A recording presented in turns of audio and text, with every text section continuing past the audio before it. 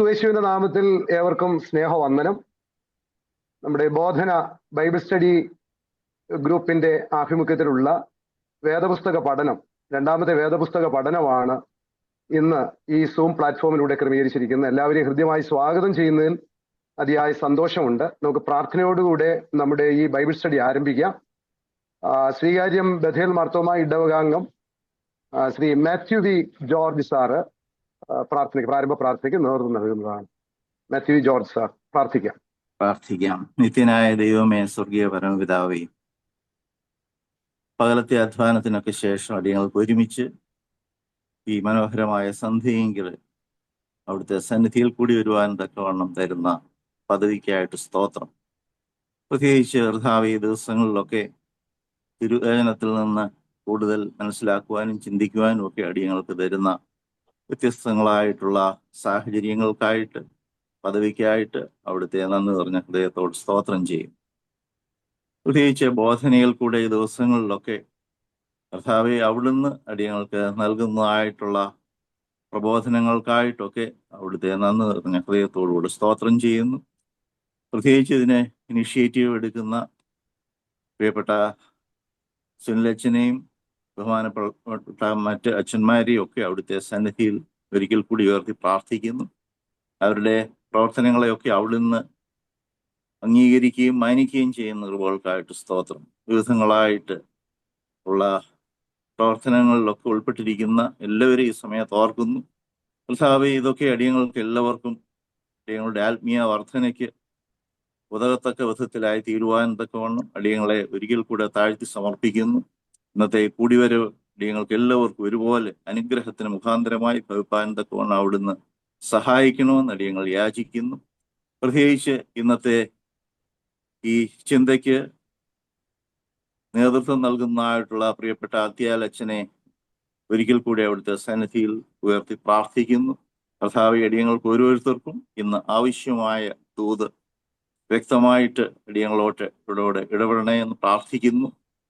ശക്തീകരിക്കണമേ, ബലപ്പെടുത്തണമേ. അടിയങ്ങളെ വീണ്ടും താഴ്ത്തി സമർപ്പിക്കുന്നു. സകലതും ഞങ്ങൾക്കായി ജീവൻ തന്ന യേശു രക്ഷകന്റെ ധന്യനാമത്തിൽ താഴ്മയോടുള്ള ഈ യാചനയും അവിടുന്ന് കേൾക്കുമാറാകണമേ. ആമീൻ. പ്രിയപ്പെട്ട ഡോക്ടർ എബ്രഹാം പി അത്യാലച്ചൻ, ഇന്ന് ഈ സെഷൻ മോഡറേറ്റ് ചെയ്യുന്ന പി മാത്യു അച്ഛൻ, ഡോക്ടർ കെ എബ്രഹാം അച്ഛൻ തുടങ്ങിയ പ്രിയപ്പെട്ട അച്ഛന്മാരെ, ഇന്ന് ബോധനയുടെ രണ്ടാമത്തെ ബൈബിൾ സ്റ്റഡിയിൽ സംബന്ധിക്കുന്ന ഏവരുമേ എല്ലാവരെയും സ്വാഗതം ചെയ്യുവാനായിട്ടാണ് ഞാൻ ഈ സമയം വിനിയോഗിക്കുന്നത്. നമുക്ക് ഇന്ന് ഈ സെഷൻ മോഡറേറ്റ് ചെയ്യുന്ന നമ്മുടെ പ്രിയപ്പെട്ട പി മാത്യു അച്ഛനാണ്. അച്ഛനെ നമുക്ക് വളരെ പരിചിതനാണ്. കുറത്തിക്കാട് സെന്റ് തോമസ് മാർത്തോമ ഇടവകാംഗം. അച്ഛൻ സജീവ സേവനത്തിൽ നിന്ന് വിരമിച്ചത് 2019 അതുവരെയുള്ള കാലയളവിൽ അച്ഛൻ ഏകദേശം 25 ഇടവുകൾ വികാരിയായി സേവനം അനുഷ്ഠിച്ചിട്ടുണ്ട്. മാർത്തോമ വൈദിക സെമിനാരി കോട്ടയം, കുന്നംകുളം ഈശോമാർ തിമത്തിയോസ് സുവിശേഷ പരിശീലന കേന്ദ്രം, EJ ഇൻസ്റ്റിറ്റ്യൂട്ട്, ഫരീദാബാദ് ധർമ്മജ്യോതി വിദ്യാപീഠ് തുടങ്ങിയ സ്ഥാപനങ്ങളിൽ അധ്യാപകനായി അച്ഛൻ സേവനം അനുഷ്ഠിച്ചിട്ടുണ്ട്. കൂടാതെ ധർമ്മജ്യോതി വിദ്യാപീഠിന്റെ വൈസ് പ്രിൻസിപ്പലായും രജിസ്ട്രാറായും സേവനം അനുഷ്ഠിച്ചു. അച്ഛൻ മാർത്തോമ ഗൈഡൻസ് സെന്ററുമായിട്ടുള്ള ബന്ധത്തിൽ അതിന് നേതൃത്വം നൽകിയതും ഈ സമയം സ്മരിക്കുന്നു. അച്ഛന് നമ്മുടെ സൂം മീറ്റിങ്ങുകളിൽ നേതൃത്വം നൽകുകയും പല ക്ലാസ്സുകൾക്കൊക്കെ നേതൃത്വം നൽകിയിട്ടുള്ളതാണ്. അച്ഛനോട് ഈ ആവശ്യം പറഞ്ഞപ്പോൾ വളരെ സന്തോഷം അത് സ്വീകരിക്കുകയും ഇന്ന് ഈ സെഷൻ മോഡറേറ്ററായി അച്ഛൻ ശുശ്രൂഷ ചെയ്യാമെന്ന് സമ്മതിക്കുകയും ചെയ്തു. പ്രിയപ്പെട്ട പി മാത്യു അച്ഛനെ ഈ ബോധനയുടെ ഈ ബൈബിൾ സ്റ്റഡി, രണ്ടാമത്തെ ബൈബിൾ സ്റ്റഡിയിലേക്ക് ഹൃദ്യമായി സ്വാഗതം ചെയ്യുന്നു. ഈ ക്രിസ്മസ് കാലയളവിൽ ബൈബിൾ കൂടുതൽ ആഴമായി പഠിക്കണം, തുടർന്നും പഠിക്കണം എന്നുള്ള വലിയ ആഗ്രഹത്തോടു കൂടെയാണ് ഈ ബോധനയുടെ ഈ രണ്ടാമത്തെ സെഷൻ ഇന്ന് തിരക്ക് പിടിച്ചാണെങ്കിൽ പോലും ക്രമീകരിച്ചിരിക്കുന്നത്. ഇനി നമ്മൾ ജനുവരിയിൽ മാത്രമായിരിക്കും അടുത്ത മൂന്നാമത്തെ ബൈബിൾ സ്റ്റഡിയും തുടർന്നുള്ള സെഷനുകളൊക്കെ നടത്താനായിട്ട് ആഗ്രഹിക്കുന്നു. അപ്പൊ ഈ ബൈബിൾ സ്റ്റഡിയുടെ കാര്യം കഴിഞ്ഞ ബൈബിൾ സ്റ്റഡിക്ക് ശേഷം ഞാൻ പങ്കെടുക്കുകയും നമുക്ക് വളരെ അനുഗ്രഹീതമായി ആ സെഷനിൽ നേതൃത്വം നൽകുകയും ചെയ്ത പ്രിയപ്പെട്ട എബ്രഹാം പി അത്യാലച്ഛനോട് ഇക്കാര്യം പറഞ്ഞപ്പോൾ അച്ഛന് ഈ ഉദ്യമം സസന്തോഷം സ്വീകരിച്ചു. Abraham P doctor Abraham P അത്യാലച്ചനെ നമുക്ക് വളരെ പരിചിതനാണ്, ഏവർക്കും പ്രിയപ്പെട്ട വ്യക്തി കൂടെയാണല്ലോ. അച്ഛൻ്റെ home parish Kuttappuzha Jerusalem Marthoma ഇടവകയാണ്. 1966 മുതൽ മാർത്തോമ സഭയുടെ പട്ടത്വ ശുശ്രൂഷയിൽ അച്ഛൻ സജീവമായി സേവനം അനുഷ്ഠിച്ചു. അച്ഛന് 2001 സജീവ സേവനത്തിൽ നിന്ന് വിരമിച്ച് അച്ഛൻ വ്യത്യസ്തമായ ഇടങ്ങളിലൊക്കെ പല രീതിയിൽ അച്ഛൻ ശുശ്രൂഷ നിർവഹിച്ചുകൊണ്ടിരിക്കുകയാണ്. മാർത്തോമ സഭയുടെ വിവിധ ഇടവകളിൽ വികാരിയായി സേവനം അനുഷ്ഠിച്ചിട്ടുണ്ട്. ഒരു പുതിയ നിയമ പണ്ഡിതൻ എന്നുള്ള നിലയിൽ ന്യൂ ടെസ്റ്റമെന്റ് പ്രൊഫസറായി Bangalore UTC, Calcutta bishop college, Kottayam Marthoma വൈദിക സെമിനാരി, Madras Gurukul Lutheran theological college എന്നിവിടങ്ങളിലൊക്കെ അച്ഛൻ സേവനം അനുഷ്ഠിച്ചിട്ടുണ്ട്. സഭാ കൗൺസിൽ അംഗമായും വൈദിക സെലക്ഷൻ കമ്മിറ്റി അംഗമായും CSI CNI Marthoma joint council അംഗമായും കമ്മീഷൻ ഫോർ MTC ലൂതറൻ ഡയലോഗിന്റെ അംഗം, international association for mission studies അതിന്റെ അംഗമായും വേദപുസ്തകത്തിന്റെ മലയാള പുതിയ പരിഭാഷ NIBV അതിന്റെ ഗ്രീക്ക് അഡ്വൈസറായിട്ടും CCIയുടെ ജനറൽ സെക്രട്ടറി ആയിട്ടുമൊക്കെ അച്ഛൻ സേവനം അനുഷ്ഠിച്ചിട്ടുണ്ട്. അച്ഛൻ്റെ പുസ്തകങ്ങൾ അവൈലബിൾ ആണ്. പുതിയ നിയമത്തിന്റെ പുതിയ ഉൾക്കാഴ്ചകൾ, റോമർക്ക് എഴുതിയ ലേഖനം തുടങ്ങിയ പുസ്തകങ്ങൾ അച്ഛൻ രചിച്ച് പ്രത്യേകിച്ച് ഈ തിയോളജിക്കൽ സ്റ്റഡീസിലും അല്ലാതെയുമൊക്കെ പുതിയ പഠനത്തിലുമൊക്കെ അച്ഛൻ്റെ വളരെ വലിയ സംഭാവനകൾ ലഭിച്ചിട്ടുണ്ട്.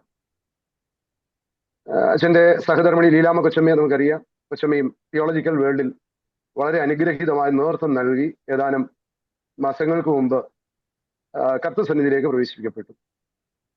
പ്രിയപ്പെട്ട അച്ഛനെ നമുക്ക് ലഭിച്ച വളരെ സന്തോഷമുണ്ട്. അച്ഛനെ ഏറെ ഹൃദ്യമായി ഈ ബോധനയുടെ ബൈബിൾ സ്റ്റഡി എടുക്കുന്നതിന് വേണ്ടി ഞാൻ അച്ഛനെ സ്വാഗതം ചെയ്യുന്നു. ഇന്നതിൽ സംബന്ധിക്കുന്ന പ്രിയപ്പെട്ട അച്ഛന്മാർ ഡോക്ടർ K. എബ്രഹാം അച്ഛൻ, ഡോക്ടർ G. വർഗീസ് അച്ഛൻ തുടങ്ങിയ പ്രിയപ്പെട്ട അച്ഛന്മാര്, ജോളി തോമസ് അച്ഛൻ തുടങ്ങിയ അച്ഛന്മാർ ഇതിൽ സംബന്ധിക്കുന്നു. പ്രിയപ്പെട്ട അച്ഛന്മാരെ എല്ലാവരെയും ഞാൻ ഈ ബോധനയുടെ ഈ സെഷനിലേക്ക് വളരെ ഹാർദമായി സ്വാഗതം ചെയ്യുന്നു. ബോധനയെ ഗൗരവമായി കാണുന്ന എല്ലാവരും ആണ് ഇതിൽ പങ്കെടുക്കുന്നത്. കഴിഞ്ഞ പ്രാവശ്യത്തെ ബൈബിൾ സ്റ്റഡിക്ക് ശേഷം നമ്മൾ ബോധന എന്ന പേരിൽ ഒരു യൂട്യൂബ് ചാനൽ ഉണ്ടാക്കി. അതിന്റെ ബൈബിൾ സ്റ്റഡി യൂട്യൂബിലൂടെ നമ്മുടെ ബോധനയുടെ ഗ്രൂപ്പിൽ അത് പോസ്റ്റ് ചെയ്തിട്ടുണ്ട്. ഇന്നത്തെയും അത് ബോധനയുടെ യൂട്യൂബ് ചാനലിലൂടെ ഈ ഗ്രൂപ്പിൽ അത് പോസ്റ്റ് ചെയ്യുന്നതാണ്. കൂടുതൽ ആളുകൾക്ക് അത് തുടർന്നും കേൾക്കുന്നതിനും പഠിക്കുന്നതിനുള്ള അവസരമുണ്ട്. മാത്രമല്ല ഇത് ഒരു വലിയ ആഗ്രഹമുള്ളത് വെറുതെ ഒരു യൂട്യൂബ് നമ്മുടെ സൂം മീറ്റിംഗിൽ ഒരു പ്രഭാഷണമായി മാറാതെ പ്രിയപ്പെട്ട അച്ഛന്മാർ നടത്തുന്ന ഈ ബൈബിൾ സ്റ്റഡിയുടെ സ്ക്രിപ്റ്റ് അത് സ്വീകരിച്ചുകൊണ്ട് ദൈവം അനുവദിച്ചാൽ ഇത് ബുക്സ് ആയിട്ടൊക്കെ പ്രകാശനം ചെയ്യണമെന്നുള്ള ആഗ്രഹവും ഇതിന് പിന്നിലുണ്ട്. അത് ഞാൻ വളരെ സന്തോഷം അറിയിക്കുകയാണ്. പ്രിയപ്പെട്ട അച്ഛന്മാരും ആ രീതിയിൽ സഹകരിക്കണമേ എന്ന് ഞാൻ ബൈബിൾ സ്റ്റഡിക്കൊക്കെ നൽകുന്നവർ പ്രിയപ്പെട്ടവരെ സഹകരിക്കണമേ എന്ന് ഞാൻ പ്രത്യേകം അപേക്ഷിക്കുകയും ചെയ്യുന്നു. ഇത് സംബന്ധിക്കുന്ന എല്ലാവരെയും ഹൃദ്യമായി സ്വാഗതം ചെയ്തുകൊണ്ട് പ്രിയപ്പെട്ട P. മാത്യു അച്ഛനെ മോഡറേറ്ററായിട്ട് ഈ സെഷൻ നയിക്കുന്നതിന് വേണ്ടി ഞാൻ സാദരം ക്ഷണിക്കുന്നു. ബഹുമാനപ്പെട്ട D. സുനിൽ അച്ഛൻ എന്നെ ഇതിനായിട്ട് ക്ഷണിച്ച നിയോഗത്തിലുള്ള പ്രത്യേക സന്തോഷം അറിയിക്കട്ടെ. ബഹുമാനപ്പെട്ട ഡോക്ടർ എബ്രഹാം പി അത്യാലച്ചൻ, മറ്റ് അച്ഛന്മാരെ, ബഹുമാന്യരായ സ്നേഹിതരെ, എല്ലാവർക്കും ദൈവനാമത്തിൽ വന്ദനം. നമ്മുടെ ഈ ബോധന എന്ന പേരിലുള്ള ബൈബിൾ സ്റ്റഡി വളരെ പ്രസക്തമാണ്, കാലികമാണ് എന്ന് ഞാൻ വിശ്വസിക്കുന്നു. പ്രത്യേകിച്ച് ഇന്നത്തെ തീം വളരെ പ്രസക്തമാണല്ലോ. അതിന് ഡോക്ടർ എബ്രഹാം പി അത്യാലച്ചൻ ആണ് നേതൃത്വം നൽകുന്നത് എന്നുള്ളത് വളരെ സന്തോഷപ്രദമായ കാര്യമാണ്. ഞാനും ജോളി തോമസ് അച്ഛനും BDക്ക് UTCയിൽ പഠിക്കുമ്പോൾ അത്യാലച്ചൻ്റെ കൊച്ചമ്മ ഞങ്ങൾക്ക് നേരെ സീനിയറായിട്ട് BDക്ക് പഠിക്കുകയും അച്ഛൻ അവിടെ ഉപരിപഠനം നടത്തുകയുമായിരുന്നു. അതിനുശേഷം അച്ഛൻ ഞങ്ങളുടെ തന്നെ അധ്യാപകനായിട്ട് മാറി. പിന്നീട് അച്ഛൻ്റെ പ്രവർത്തനങ്ങളെല്ലാം ഇപ്പോൾ അച്ഛൻ പറഞ്ഞല്ലോ. ന്യൂ ടെസ്റ്റമെന്റ് ഗ്രീക്കിൽ വളരെ പാണ്ഡിത്യമുള്ള അച്ഛൻ്റെ ബൈബിൾ ട്രാൻസ്ലേഷൻ തന്നെ ഇന്ത്യൻ ബൈബിൾ ലിറ്ററേച്ചർ എന്നാണ് തോന്നുന്നു അതിൻ്റെ ആ സംഘടനയുടെ പേര്. അതിന് നേതൃത്വം കൊടുത്തതാണ്. അച്ഛൻ്റെ പ്രത്യേകമായ പുസ്തകം പുതിയ നിയമത്തിലെ പുതിയ ഉൾക്കാഴ്ചകൾ എന്നുള്ളത് വ്യത്യസ്തമായ ചില അറിവ് നമുക്ക് തരുന്നതാണ്. കാര്യം ന്യൂ ടെസ്റ്റമെന്റ് ഗ്രീക്കിൽ പാണ്ഡിത്യമുള്ളതുകൊണ്ട് അച്ഛൻ്റെ പ്രത്യേകമായ ശ്രദ്ധ നമ്മൾ സാധാരണ ചിന്തിക്കാത്ത ചില ഏരിയയിലേക്ക് നമ്മളെ നയിക്കുന്നതാണ്. ഇത് ക്രിസ്മസ് കാലയളവാണല്ലോ. ക്രിസ്മസിനെ സംബന്ധിച്ച് പല തെറ്റിദ്ധാരണകളും ഇന്ന് ലോകത്തൊക്കെയും വ്യാപിച്ചിരിക്കുക. യേശുവിന്റെ ജന്മദിനം ആഘോഷിക്കുകയും യേശുവിന് ഹാപ്പി ബർത്ത്ഡേ പറയുകയൊക്കെ ചെയ്യുന്ന ഒരു കാലം, അങ്ങനെയുള്ള ആഘോഷ പരിപാടികളൊക്കെ പലയിടത്തും നടക്കുന്നു.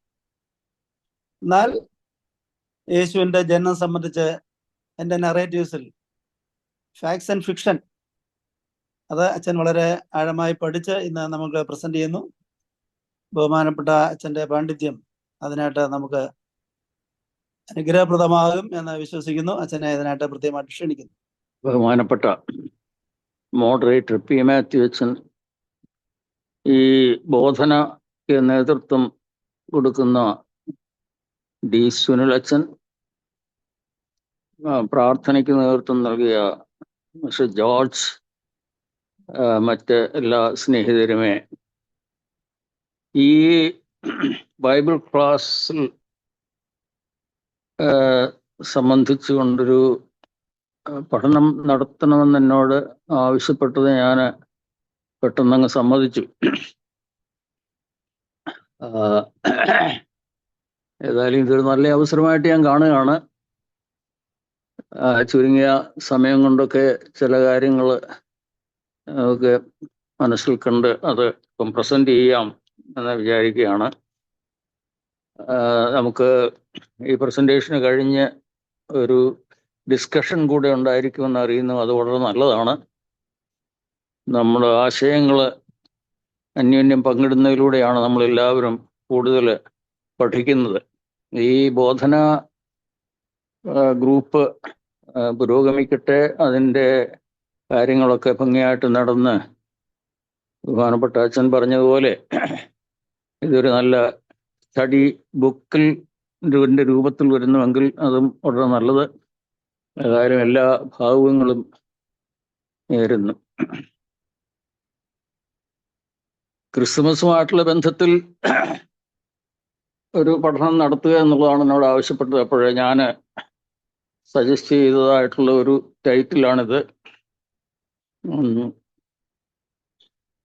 സജസ്റ്റ് ചെയ്തതിൽ നിന്ന് ആദ്യം ഞാൻ ചിന്തിച്ചതിൽ നിന്ന് അല്പം വ്യത്യസ്തമായിട്ടായ ഒടുവിൽ ഇങ്ങനെ ടൈറ്റിലായിട്ട് വന്നത്.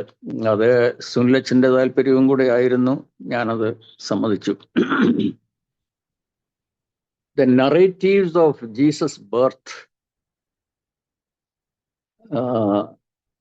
അത്രയും പറയുമ്പോൾ നമുക്ക് എന്താണെന്ന് കാര്യമെല്ലാം അറിയാം.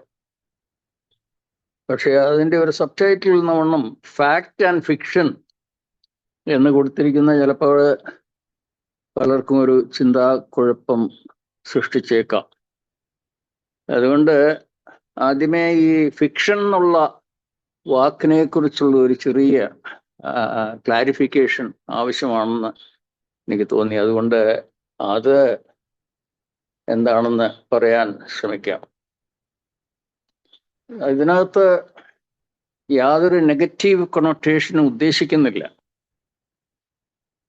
അതായത് ചില കാര്യങ്ങളൊക്കെ ചരിത്രത്തിൽ സംഭവിക്കുന്നു, ഹിസ്റ്റോറിക്കൽ ഹാപ്പനിങ്സ്, അത് എവിടെയെങ്കിലുമൊക്കെ റിപ്പോർട്ട് ചെയ്യപ്പെടുന്നു.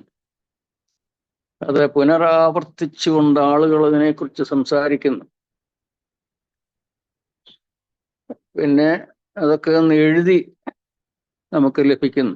ഈ യേശുവിൻ്റെ ജനനത്തോടുള്ള ബന്ധത്തിൽ നമുക്ക് കിട്ടിയിരിക്കുന്ന ഈ രേഖകളൊക്കെ അങ്ങനെ നമുക്ക് കൈവന്നതാണ്. ഇത് സത്യവേദ പുസ്തകമെന്ന് നമ്മൾ വിളിക്കുന്ന ദൈവവചനമായ വേദപുസ്തകത്തിലെ രേഖകൾ തന്നെയാണ്. എങ്കിലും നമ്മൾ ഒരു കാര്യം ഓർക്കുന്നത് വളരെ സഹായകരമാണ്. ഈ സംഭവങ്ങളൊക്കെ നടന്നതിന് ശേഷം അനേക വർഷങ്ങൾ കഴിഞ്ഞാണ് ഇതൊക്കെ എഴുതപ്പെട്ടത് എന്നുള്ളത്. ഒരു 10-30 വർഷമെങ്കിലും നമുക്കിപ്പം ലഭിച്ചിരിക്കുന്ന രേഖകൾ പോലെ ഒന്നുമില്ലാതെ ഒരു ഓറൽ ട്രഡീഷൻ ആയിരുന്നു ഉണ്ടായിരുന്നത്. അതായത് യേശുക്രിസ്തുവിനെ കുറിച്ചുള്ള പല കാര്യങ്ങൾ അത് കർണാകർണികയ ഓരോരുത്തർ പറഞ്ഞത് കേട്ട് പിന്നീടാണ് ഇത് എഴുതുന്നത്. ആരും ഈ സംഭവങ്ങൾ നടന്ന സമയത്ത് ഒരു ഡയറി എഴുതുന്ന പോലെ, ഇന്നത്തെ പത്രപ്രവർത്തകർ ചെയ്യുന്ന പോലെ ഒന്നും രേഖപ്പെടുത്തിയതല്ല എന്നുള്ളത് നമ്മൾ ആദ്യമേ ഓർക്കണം. എങ്കിൽ മാത്രമേ ഇന്ന് ചിലപ്പോഴേ വേദപുസ്തകത്തെക്കുറിച്ച്, അതിൻ്റെ പവിത്രതയെക്കുറിച്ചൊക്കെ ചിന്തിക്കുന്ന ആളുകളും ലിറ്ററലായിട്ട് ഇത് എടുക്കണമെന്ന് പറയുന്നവരായ ആളുകളും അവർക്കൊക്കെ ഇങ്ങനെ വ്യത്യസ്തമായ രീതിയിൽ ചില കാര്യങ്ങളിലെ നമുക്ക് നമ്മുടെ ബുദ്ധിക്ക് നിരക്കാത്തതായ ചില കാര്യങ്ങൾ കാണുന്നു എന്ന് പറയുമ്പോൾ അതെങ്ങനെ അതിനെയൊക്കെ കൈകാര്യം ചെയ്യേണ്ടത് എന്നായിട്ടുള്ള ചോദ്യം അവിടെയുണ്ട്. അങ്ങനെ ഉള്ള കാര്യങ്ങളിലേക്ക് ഞാൻ പ്രവേശിക്കുന്നില്ല. പക്ഷേ ബ്രീഫായിട്ട് പറയാൻ ഉദ്ദേശിക്കുന്നത്, ഈ യഥാർത്ഥ സംഭവങ്ങളിൽ നിന്നും വ്യത്യസ്തമായി ഒരു കാൽപ്പനിക ശേഷിയുടെ ഇമാജിനേഷൻ സഹായത്തോടെ സൃഷ്ടിക്കപ്പെട്ട കഥകളെയാണ് ഇത് സൂചിപ്പിക്കുന്നത്. ഒരു കഥാസാഹിത്യം എന്ന് വേണമെങ്കിൽ പറയാം. യേശുവിൻ്റെ ജനനത്തെക്കുറിച്ചുള്ള വിവിധ വർണ്ണനകളിൽ ചിലത് ഐതിഹ്യങ്ങളും പാരമ്പര്യങ്ങളും ചേർന്ന് രൂപപ്പെട്ടതായിരിക്കാം. അത്തരം വർണ്ണനകളെയാണ് ഞാൻ ഫിക്ഷൻ എന്ന് വിളിക്കുന്നത്. പക്ഷെ അതുകൊണ്ട് നമുക്ക് എഴുതി കിട്ടിയിട്ടുള്ളതായ കാര്യങ്ങൾ, അവയുടെയൊക്കെ പ്രാധാന്യത്തെ ഒട്ടും തന്നെ കുറച്ച് കാണിക്കുന്നില്ല. അത് വളരെ പ്രാധാന്യം അർഹിക്കുന്നതായ സംഗതികളാണ്. അതിൽ കൂടെയൊക്കെ നമുക്ക് ലഭിക്കുന്ന മെസ്സേജസ് ഉണ്ട്. അതുകൊണ്ട് അതെല്ലാം നമ്മൾ മനസ്സിൽ കണ്ടുകൊണ്ട് തന്നെയാണ് ഇത് തുടർന്ന് ഉള്ള കാര്യങ്ങൾ നിങ്ങൾ മനസ്സിലാക്കേണ്ടത്, കേൾക്കേണ്ടത്. So in a way, the kind of study that we are doing now, it will only, or it's intended only to foster a deeper appreciation for the richness and complexity of these ancient texts. ഒക്കെ ഗ്രീക്കിൽ എഴുതപ്പെട്ടതാണെന്ന് നമുക്കറിയാം. അപ്പം അതിനകത്ത് ഒരുപാട് complexity ഉണ്ട്. അത് വളരെ റിച്ചാണ്. അതുകൊണ്ട് പെട്ടെന്ന് വായിച്ച് നേരിട്ട് നമ്മൾ അതിൻ്റെ കാര്യങ്ങളൊക്കെ മനസ്സിലാക്കാൻ അല്പം പ്രയാസമാണ്. അതുകൊണ്ട് ഫാക്ട് ആൻഡ് ഇൻ്റർപ്രിട്ടേഷൻ എന്ന ഫിക്ഷൻ എന്നുള്ളതിന് പകരം അത് ചേർത്താലും കുഴപ്പമൊന്നുമില്ല. യാഥാർത്ഥ്യങ്ങളും കഥാനിർമ്മിതികളും ഒക്കെയാണ് ഉള്ളത്. എന്നാൽ അതോടൊപ്പം നമ്മൾ ഓർക്കേണ്ട വേറൊരു കാര്യം, ഈ ഗ്രീക്കിൽ എഴുതിയതായ കാര്യങ്ങളുടെ ട്രാൻസ്ലേഷനാണ്. പല ഭാഷകളിൽ ട്രാൻസ്ലേറ്റ് ചെയ്യുന്നു. ഒരു കാലത്ത് നമുക്ക് മലയാളത്തിൽ ആകെ സത്യവേദ പുസ്തകം എന്ന് പറയുന്ന ഒറ്റ ട്രാൻസ്ലേഷനേ ഉള്ളായിരുന്നു. ഇന്നിപ്പം പലതുണ്ട്. എന്നാൽ ഇംഗ്ലീഷിൽ നിരവധി ട്രാൻസ്ലേഷൻസ് ഉണ്ട്. അങ്ങനെ പല ട്രാൻസ്ലേഷൻസ് ആവശ്യമായി വരുന്നത് തന്നെ ഈ ഒറിജിനൽ ഗ്രീക്ക് എങ്ങനെ മനസ്സിലാക്കണം, ചില വാക്കുകൾക്കൊക്കെ വ്യത്യസ്തമായ ഷെയ്ഡ്സ് ഓഫ് മീനിങ് ഒക്കെ ഉണ്ട്. അതുകൊണ്ടൊക്കെയാണ് കെയർഫുള്ളായിട്ട് അവരത് ചെയ്യേണ്ടിയിരിക്കുന്നത്. ഞാൻ ഒറിജിനലായിട്ട് സജസ്റ്റ് ചെയ്ത title narratives of Jesus birth, insights in to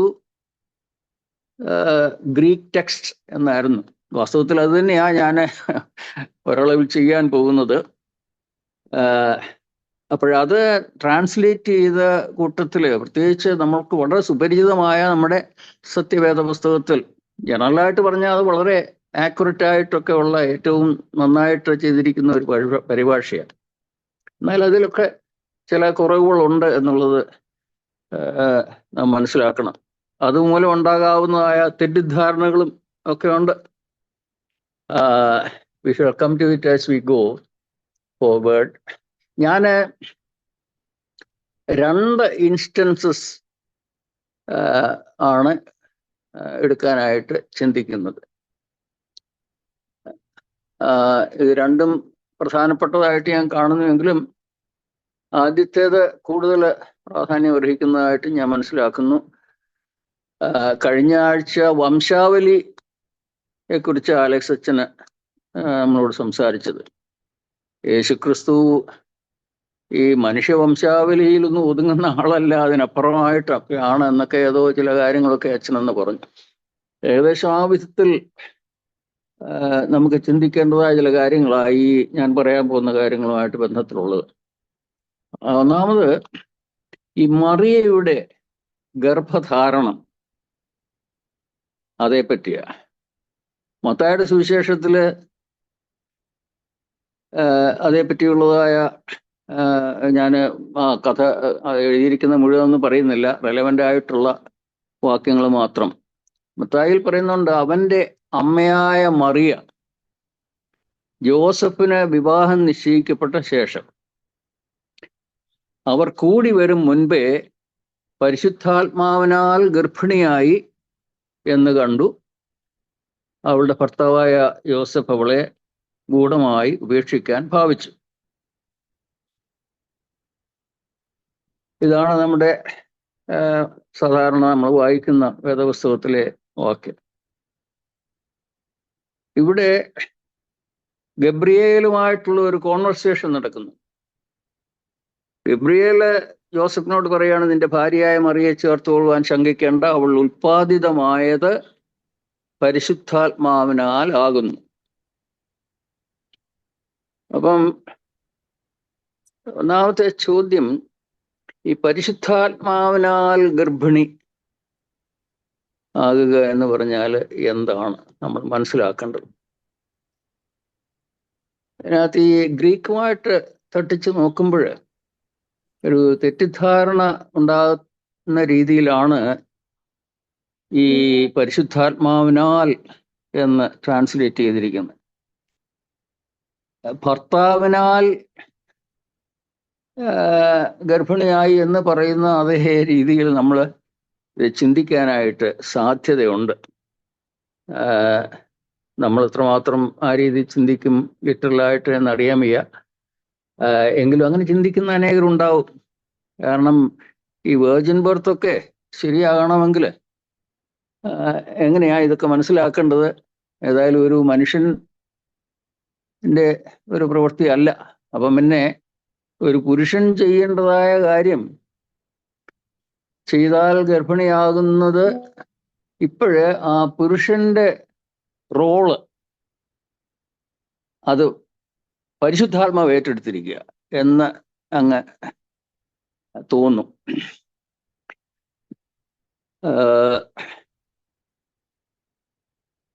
ഇവിടെ ഉപയോഗിച്ചിരിക്കുന്നതായിട്ടുള്ള ഒരു വാക്ക് പരിശുദ്ധാത്മാവിനാൽ ഗർഭിണിയായെന്നുള്ളത്, അടുത്ത ആ ഒരു പ്രിപ്പോസിഷൻ, അത് വലിയ പ്രയാസമാണ് ട്രാൻസ്ലേറ്റ് ചെയ്യാനായിട്ട്. എങ്കിലും she was conceived by the Holy Spirit എന്ന് പറയുന്നതല്ല. അങ്ങനെ ബൈ എന്നുള്ള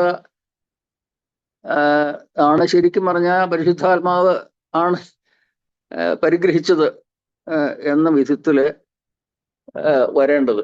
എന്നാൽ എക് എന്നുള്ള ഒരു ചെറിയ പാർട്ടിക്കിൾ ഉണ്ട്, എക് ന്യൂമാറ്റോസ്, of the Holy Spirit or out of the Holy Spirit എന്നൊക്കെ വേണമെങ്കിൽ നമുക്കതിൻ്റെ മീനിങ് പറയാം. RSV റിവൈസ് സ്റ്റാൻഡേർഡ് വേർഷനിൽ she was found to be with child of the Holy Spirit എന്നാണ് പറയുന്നത്. NIV പറയുന്നത് ത്രൂ ദ ഹോളി സ്പിരിറ്റ് എന്ന്.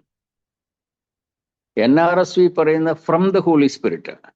ഇങ്ങനെയൊക്കെ പറയുന്നതിൻ്റെ സാരം തന്നെ എന്താണ് എന്നുള്ളത്. ബൈ ദ ഹോളി സ്പിരിറ്റ് എന്നാണെങ്കിൽ it would have been another Greek word, ഹുപ്പോ പ്ന്യൂമാറ്റസ്. ആട്ടെ, നമുക്ക് ഈ ഇതിനെക്കുറിച്ചുള്ള ലൂക്കോസിന്റെ നറേറ്റീവ്, അവിടെ യോസഫിനോടല്ല, ഇവിടെ മറിയോടുള്ള ഒരു സംഭാഷണമാണ്.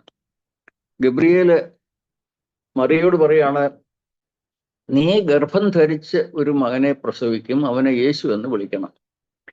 അപ്പോൾ മറിയ പറയുന്നു, ഞാൻ പുരുഷനെ അറിയായികയാൽ ഇതെങ്ങനെ സംഭവിക്കും? അറിയുക എന്ന് പറഞ്ഞാൽ ഇത് ഗ്രീക്കിൽ ഗിനോസ്കോ എന്ന് ഉപയോഗിച്ചിരിക്കുന്ന വാക്കിന്റെ അർത്ഥം ടു ഹാവ് ഇന്റർകോഴ്സ് എന്നാണ്. അപ്പം ഇവൾ പറയുകയാണ്, മറിയ പറയുകയാണ്, ഒരു പുരുഷനുമായിട്ടുള്ള ഒരു സംബന്ധം, ഒരു സംയോഗം നടന്നിട്ടില്ല. പിന്നെ ഇതെങ്ങനെ സംഭവിക്കും? അവര് എൻഗേജ്ഡ് ആണ്, പക്ഷേ അടുത്ത ഘട്ടമായിട്ടൊരു മാരേജ് നടക്കുന്നതിന് ശേഷം മാത്രമേ അവരൊരു ഭാര്യാഭർത്തൃ ബന്ധത്തിൽ ആയിരിക്കാൻ സാധ്യമാകുകയുള്ളൂ. ഇത് എൻഗേജ്മെന്റ് കഴിഞ്ഞിട്ടുള്ള ആ ഘട്ടത്തിൽ പറയുകയാണ്, ഞാനിത് അറിയുന്നില്ല, പിന്നെ എങ്ങനെയാ ഇത് സംഭവിക്കുന്നത്. അപ്പം ഗബ്രിയേലിന്റെ മറുപടി വളരെ പ്രധാനപ്പെട്ടതാണ്, നമ്മൾ ഈ ഒരു റേസ് ചെയ്തിരിക്കുന്ന ചോദ്യത്തിന്റെ ഉത്തരം മനസ്സിലാക്കുവാനായിട്ട്.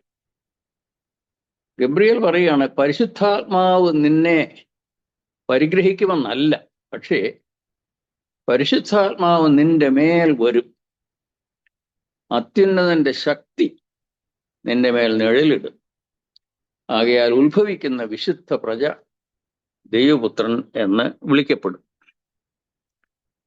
സോ ദ ക്വസ്റ്റ്യൻ ഈസ്, എന്തായിരുന്നു പരിശുദ്ധാത്മാവിന്റെ റോൾ?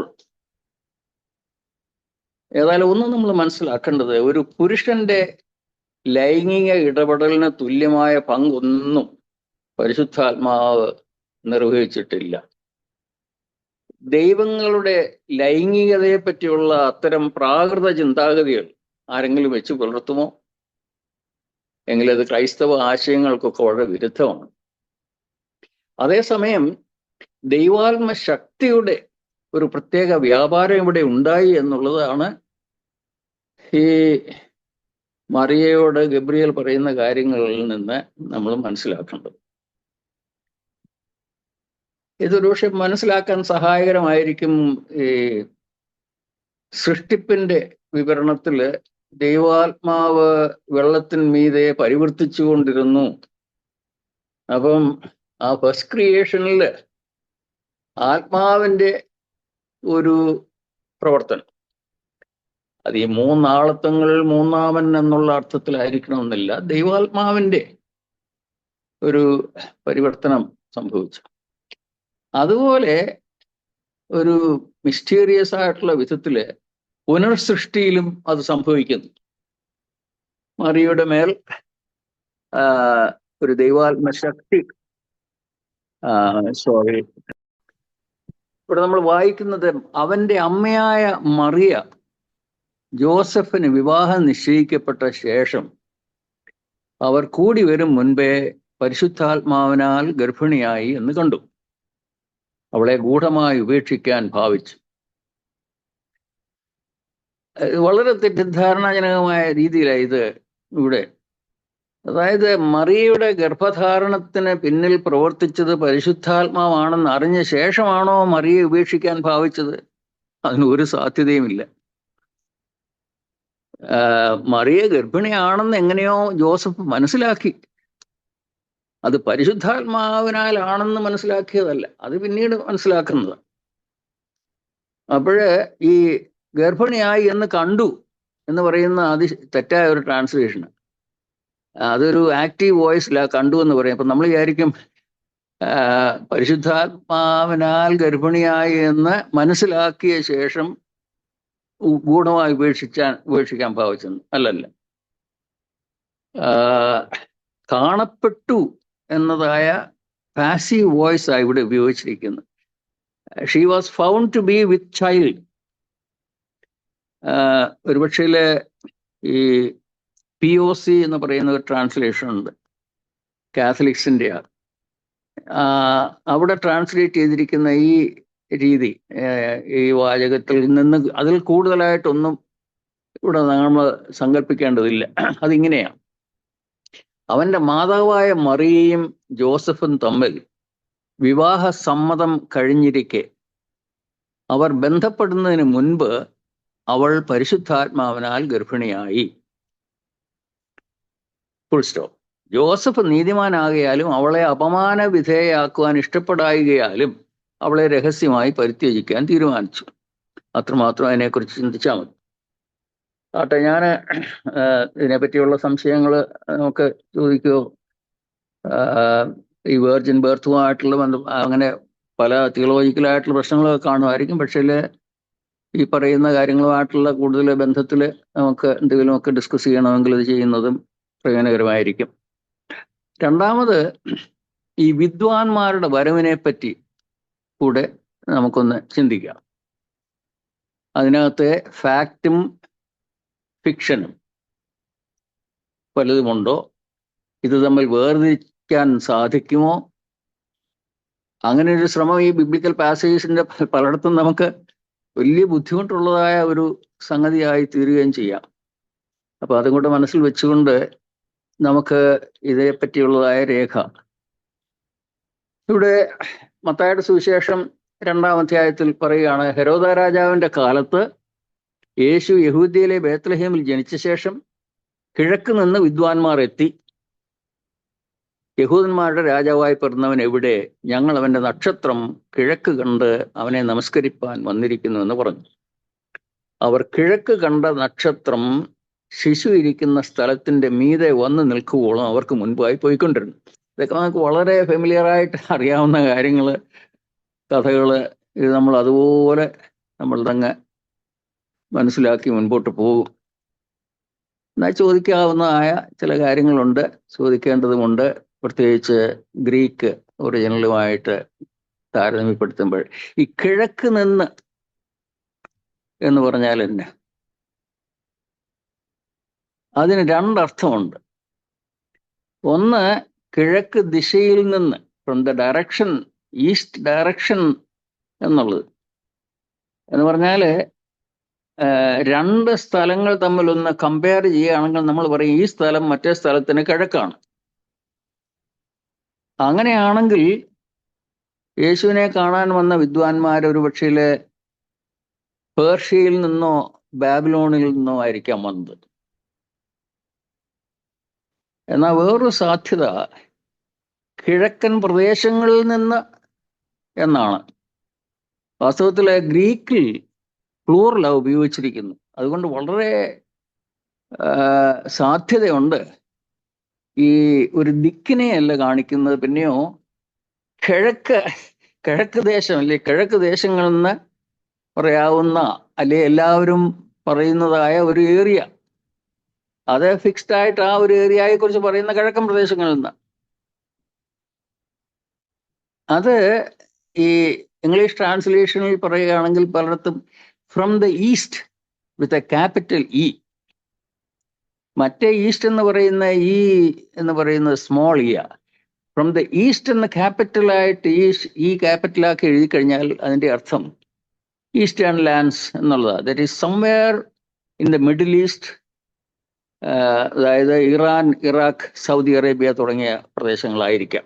ഇത് പണ്ഡിതന്മാരുടെ ഇടയിൽ ഇതൊരു ചോദ്യം ഉയർത്തിയിട്ടുള്ളതായതുകൊണ്ട് ഞാൻ പറയുന്നുള്ളൂ. ഇതൊക്കെ വലിയ സിഗ്നിഫിക്കൻ്റ് ആയിട്ടുള്ള കാര്യങ്ങളാണെന്ന് ഞാൻ പറയുന്നില്ല. പക്ഷേ നമ്മുടെ ഈ ചെറിയ ചെറിയ കാര്യങ്ങളാണെങ്കിലും ഇത് പഠിക്കുന്നവർക്ക് പ്രയോജനകരമാണല്ലോ എന്ന് വിചാരിച്ചു. മറ്റൊന്ന്, നമ്മൾ ഈ അപ്പോഴ് ആദ്യത്തെ അർത്ഥത്തിലാണെങ്കിൽ യെരുശലേമിന് കിഴക്ക് ഉള്ള സ്ഥലങ്ങളിൽ നിന്ന് എവിടെ വന്നു. മറ്റേ രീതിയിൽ നമ്മൾ ചിന്തിച്ചു കഴിഞ്ഞാൽ ഇത് പടിഞ്ഞാറാണ്. കാരണം ഒന്നാമത് ഈ കിഴക്ക് കാണുന്ന നക്ഷത്രത്തെ നോക്കി മുൻപോട്ട് പോകുന്നവർ വരേണ്ടത് എവിടുന്ന? പടിഞ്ഞാറ് നിന്നാ. അങ്ങനെ പടിഞ്ഞാറ് നിന്ന് വരുന്നവർ, അവർക്ക് മാത്രമേ കിഴക്ക് ഇത് കണ്ടിട്ട് ആ നക്ഷത്രത്തെ നോക്കി മുൻപോട്ട് പോകാൻ സാധിക്കുകയുള്ളൂ. അപ്പൊ ഇതൊക്കെ കാണിക്കുന്നത് വിദ്വാൻമാര് വന്നത് യെരുശലേമിന് പടിഞ്ഞാറുള്ള സ്ഥലത്ത് നിന്നാണ് എന്നുള്ളത്. അതുകൊണ്ട് ഈ കിഴക്കൻ ഇതൊക്കെ വേദപുസ്തകത്തിൽ എഴുതിയിരിക്കുന്നത് അത് നമുക്കതുപോലെ സ്വീകരിക്കാവുന്നേ ഉള്ളൂ. പക്ഷേ ഇതൊക്കെ this is all A matter of interpretation.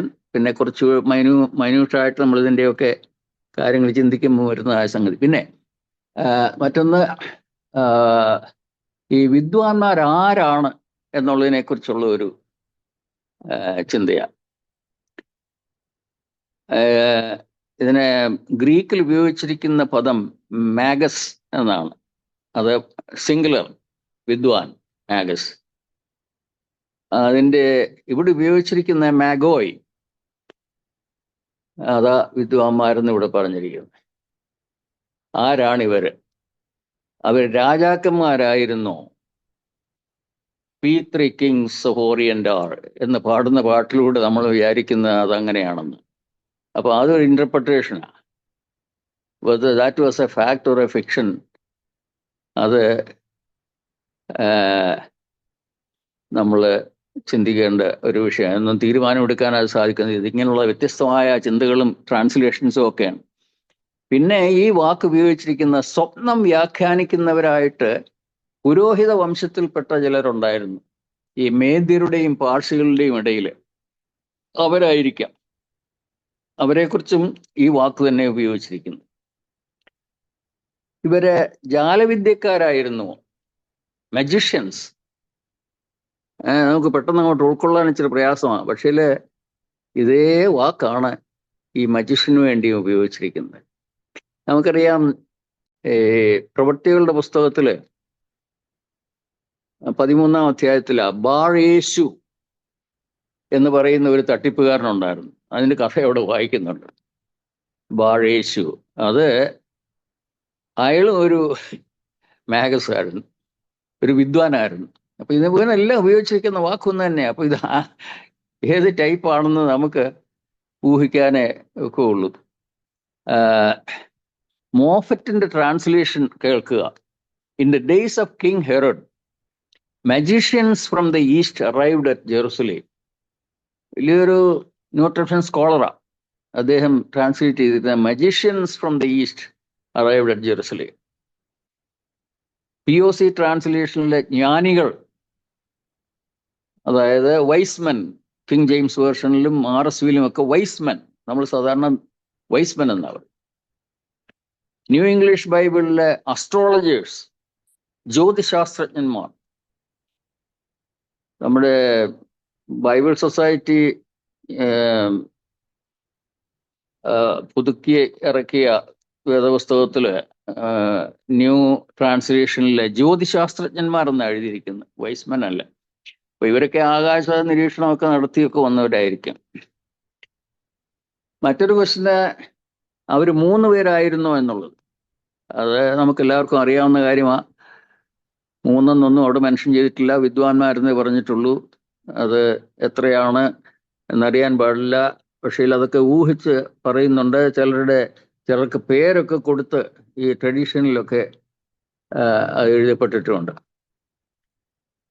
എന്നാൽ ഇതിനേക്കാളിലൊക്കെ വലിയ പ്രയാസമുള്ള ഒരു കാര്യം ഈ നക്ഷത്രം എന്നുള്ളത്. ഇതെന്തോ ടൈപ്പ് നക്ഷത്രമാണ്. ആകാശത്തോട് ഇങ്ങനെ മനുഷ്യരെ ഗൈഡ് ചെയ്യാനായിട്ട്. അത് are we to take it literally? അതിൻ്റെ അർത്ഥം എന്താണ് എന്നുള്ളത് ഒരു ക്വസ്റ്റ്യനാണ്.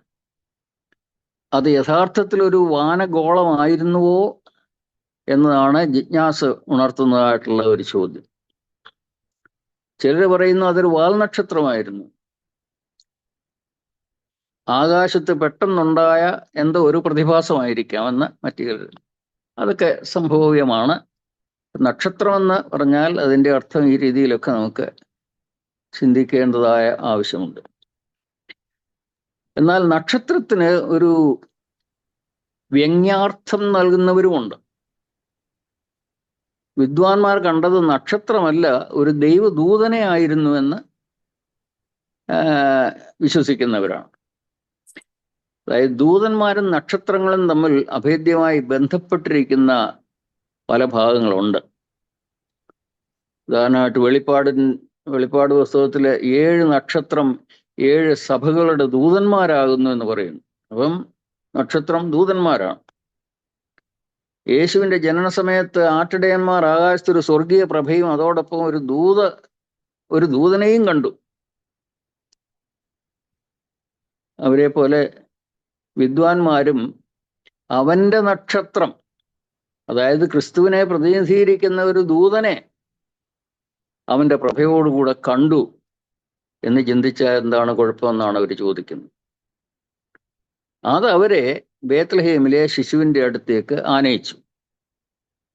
പത്രോസിന്റെ ദൂതനെന്ന് അപ്പോസ്തല പ്രവൃത്തികൾ 12-ാം അധ്യായത്തിൽ നമ്മൾ വായിക്കുന്നുണ്ട്. അപ്പം ഇതൊക്കെ പഴയ ചില ട്രഡീഷൻസ്, അവരുടെ ചില വിശ്വാസങ്ങളുമായിട്ടൊക്കെ ബന്ധപ്പെട്ടിരിക്കുന്നതാണോ ഈ നക്ഷത്രത്തിന്റെ യാത്ര ആകാശത്തിലൂടെ എന്നുള്ളത് ചിന്തിക്കാവുന്നതാണ്. ഇതൊക്കെ വലിയ വലിയ സിഗ്നിഫിക്കൻ്റ് ആയിട്ടുള്ള കാര്യമല്ല എന്ന് നമ്മൾ ചിന്തിക്കുമായിരിക്കുമെങ്കിലും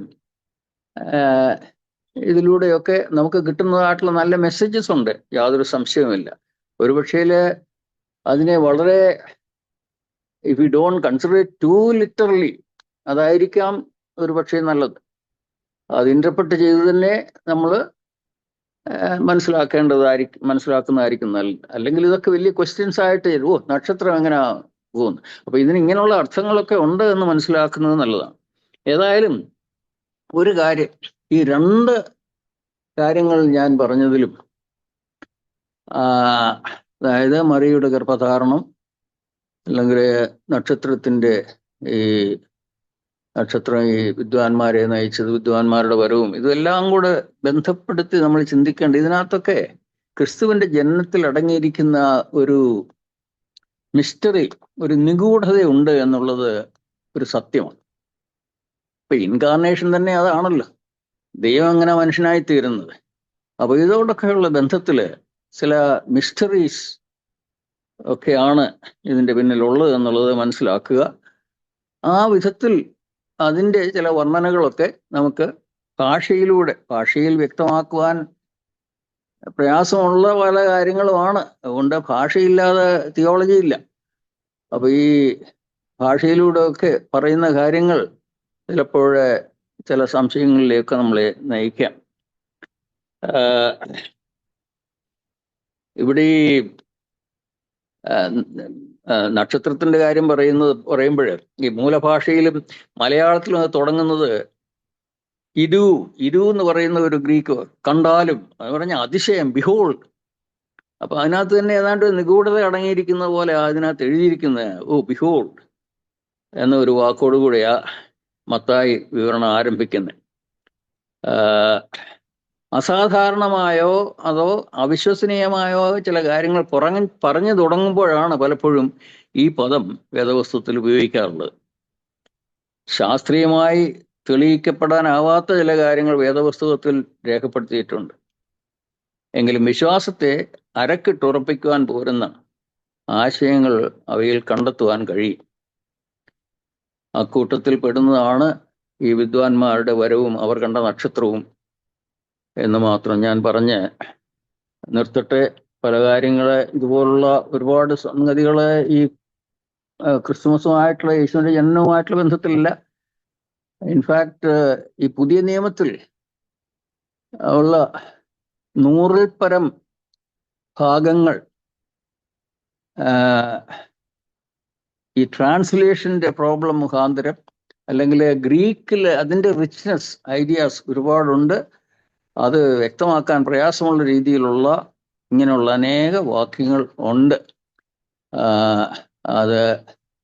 അതിൽ 2 മാത്രമേ ഞാനിപ്പോൾ നിങ്ങളുടെ മുൻപിൽ വെച്ചുള്ളൂ. ഞാനിവിടെ നിർത്തട്ടെ. ഈ അവസരം തന്നതിനുള്ള നന്ദി അറിയിക്കുന്നു.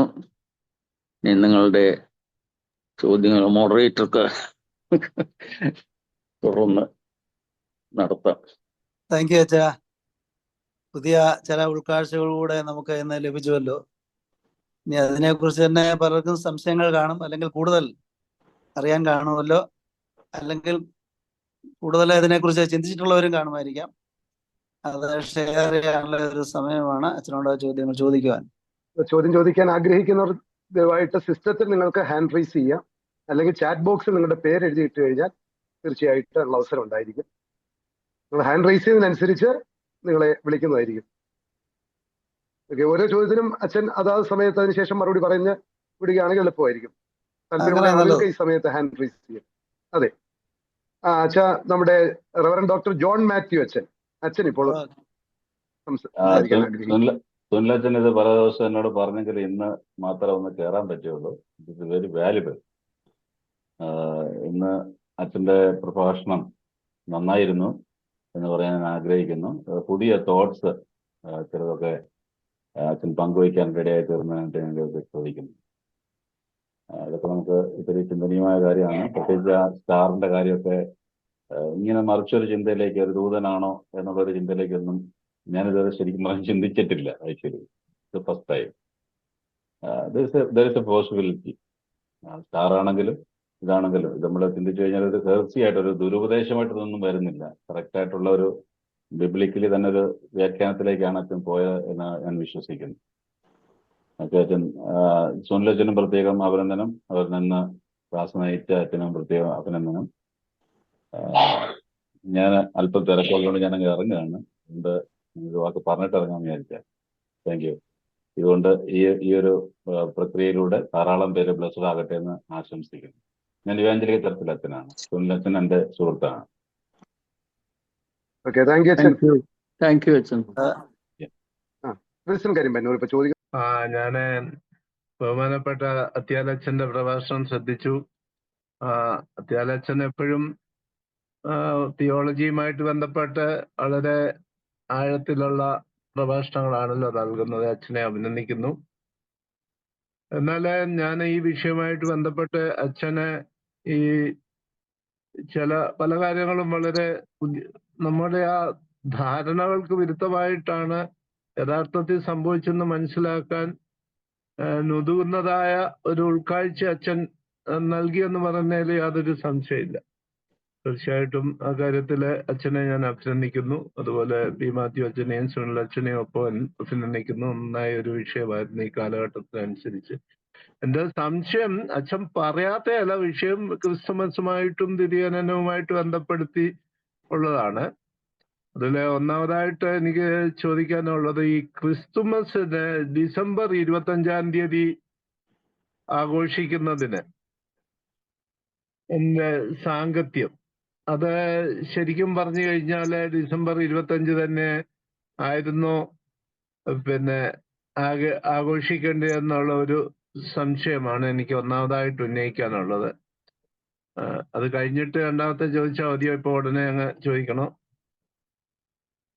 ചോദിച്ചോ അച്ഛൻ. അല്ല, ഇത് അതിന് മറുപടി പറയാൻ അധികം സമയം ആവശ്യമില്ല.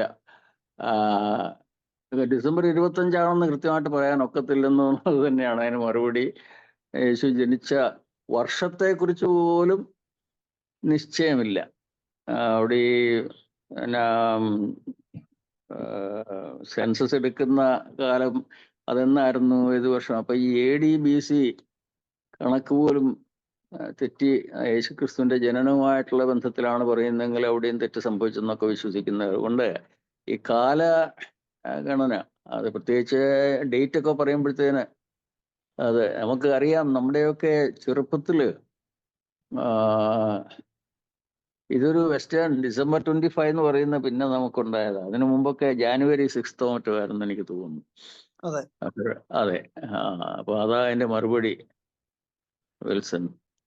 രണ്ടാമതായിട്ട് എനിക്ക് ഒന്നുകൂടെ ചോദിക്കാനുള്ളത്, ഈ വേദപുസ്തകത്തില് ജോസഫിനെ പറ്റി പറയുമ്പോൾ ജോസഫിന്റെ പ്രായമോ ജോസഫിന്റെ കൂടുതൽ കാര്യങ്ങളൊന്നും വേദപുസ്തകത്തിൽ നമുക്ക് മനസ്സിലാക്കാൻ സാധിക്കുന്നില്ല.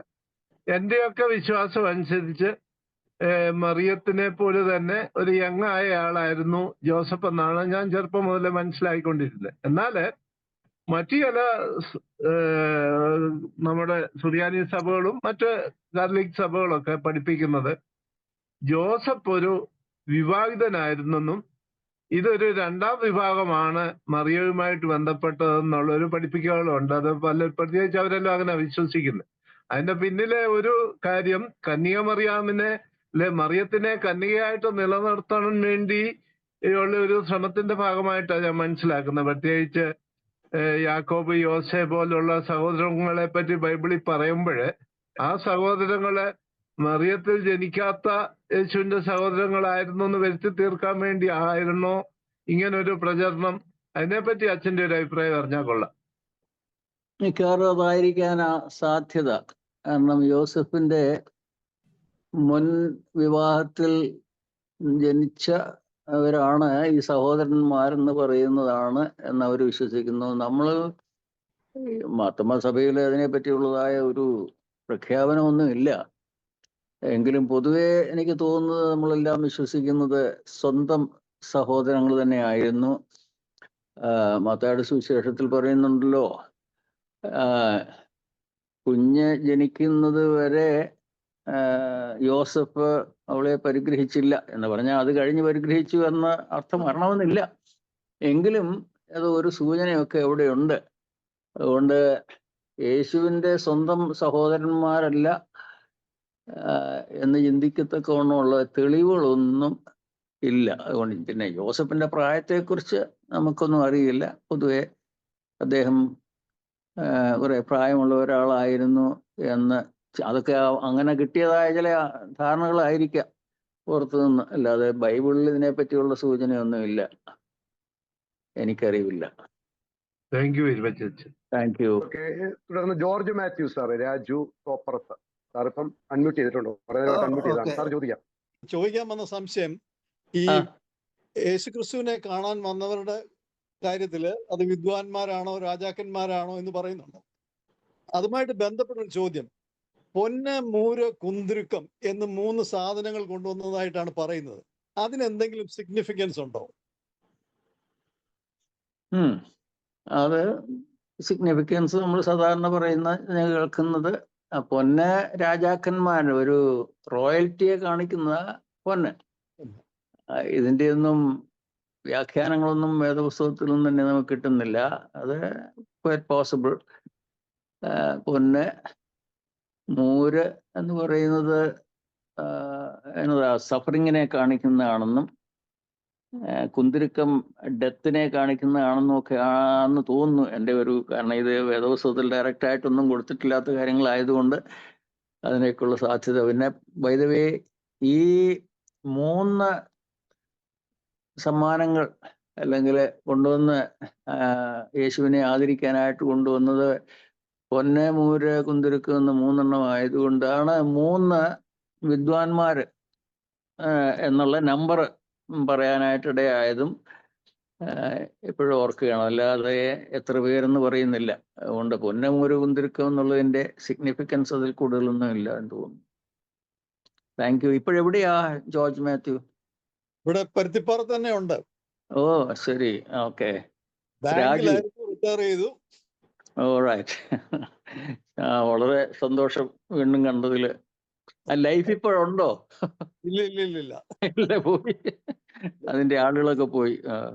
പിന്നെ അച്ഛനുമായിട്ടൊരു ഇൻഡയറക്റ്റ് ബന്ധം ഉണ്ടെന്ന് തോന്നുന്നു. തോപ്രത്തുമായിട്ട് അച്ഛൻ എന്തോ ഒരു തോപ്രത്ത് വല്യച്ഛനില്ലേ, അത്യാലിലെ വല്യച്ഛൻ എന്ന് പറയുന്ന ഒരാളുണ്ടല്ലോ. അതെന്റെ ഫാദർ ആയിരുന്നു. അതാണെങ്കില് ഫാദറും ഉപ്പാപ്പനും ഒക്കെ അച്ഛന്മാരാ ആയിരുന്നു. ഉണ്ടോ? തോപ്രത്ത് കേട്ടിട്ടുണ്ട് ഞാൻ. എനിക്ക് ബന്ധങ്ങളൊന്നും അത്ര. Thank you. അടുത്ത ചോദ്യം ഡോക്ടർ ബീന തോമസ്, അതിനുശേഷം ഡോക്ടർ കെ എബ്രഹാംസൻ, അതിനുശേഷം doctor K Abrahamson. Good evening, Acha. Good evening. Acha, if I may, I would like to add to something which you have spoken. Recently I read that certain animal species, in the zoo, California condor, some animals were observed to have become pregnant and without any male counterpart being there. So the study they gave a terminology to it for this particular asexual reproduction as parthenogenesis. The Greek literature, the virgin birth. So I feel that science has still not studied the complete reproduction complete science has not yet studied. Under this circumstances or context of asexual reproduction, that means oocyte getting fertilized without a sperm, it is found that in humans also sometimes it has been found to occur, but that in that case it gives rise to ovarian teratomas. Teratomas means formation of a body but with different with a defect. So in this case it is a hypothesis that it is possible without sexual reproduction, without a sperm, the oocyte can mature because other or phase jump when the cell division takes place, metaphase 2 in Atuna, it spontaneously gets stimulated to the next phase and a normal birth is possible ennulla oru hypothesis ipo vandittund. So they call it as parthenogenesis. So as you said, Holy Spirit moved over the waters enna Luke nath paranjittundu. So I think it is beyond our comprehension. We can only give hypothetical statements, but yes. Very interesting doctor Beena. It's very interesting. അല്ല, ഇങ്ങനെയൊക്കെയുള്ള പ്രതിഭാസങ്ങളുണ്ട് എന്ന്. പക്ഷെ parthenogenesis എന്ന് ആണ് അതിനെ പറഞ്ഞതെന്നുള്ള എനിക്കറിയില്ലായിരുന്നു. പക്ഷെ എനിക്ക് ഇതിനെ സംബന്ധിച്ച് ഉള്ള എൻ്റെ കമന്റ് ഇത്ര മാത്രം. അതായത് ഇത് മാത്രമല്ല, വേദപുസ്തകത്തിലെ പല കാര്യങ്ങൾ സംഭവങ്ങളുമൊക്കെ പറഞ്ഞിട്ടുള്ളത് അതിൻ്റെ ആ ഒരു miraculous element or the element of mystery ഇല്ലാതാകത്തക്കവണ്ണം, അതായത് ചോദ്യങ്ങൾ ചോദിക്കണം, പക്ഷേ ചോദ്യങ്ങൾക്കൊരു മറുപടി ഇല്ലാതെ വരികയും ചെയ്യരുത്, മറുപടി പറയണം. അതുകൊണ്ടൊരു ഏതോ ഒരു നാച്ചുറലായിട്ട് സയന്റിഫിക്കായിട്ട് എക്സ്പ്ലെയിൻ ചെയ്യാവുന്ന രീതിയിലൊക്കെ മാത്രമേ ഉള്ളൂ ഈ യേശുവിൻ്റെ ജനനം എന്ന് പറയുന്നത് എത്രമാത്രം അക്സെപ്റ്റബിൾ ആണ് എന്നുള്ളത് സംശയമാണ്. കാരണം ഏതായാലും the very fact that you know ഇപ്പം ദൈവം മനുഷ്യനായി തീർന്നു എന്നുള്ളതായ വചനം ജഡമായി തീർന്നു എന്ന് പറയുന്നതിനകത്ത് ഏതായാലും സയന്റിഫിക്കായിട്ട് ഈ വിധത്തിലൊക്കെ അങ്ങോട്ട് എക്സ്പ്ലെയിൻ ചെയ്ത് തീർക്കാവുന്ന കാര്യങ്ങളെക്കാൾ വലിയ കാര്യങ്ങളാണ് ഉള്ളത് എന്ന് മാത്രമേ എനിക്ക് പറയാനുള്ളൂ. അതുകൊണ്ട് I don't think this is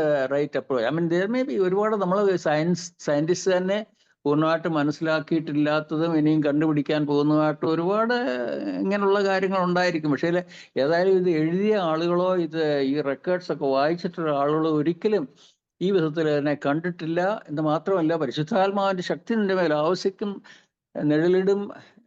ആകയാൽ നിന്നിൽ ഉണ്ടാകുന്ന വിശുദ്ധ പ്രജ ദൈവപുത്രൻ എന്ന. അപ്പം there is some kind of a link with ദൈവത്തിന്റെ അൾട്ടിമേറ്റ് റിയാലിറ്റിയുമായിട്ടുള്ള ഒരു ബന്ധമുണ്ട്, ദൈവപുത്രൻ എന്ന് വിളിക്കപ്പെടുന്നതായ യേശുക്രിസ്തു.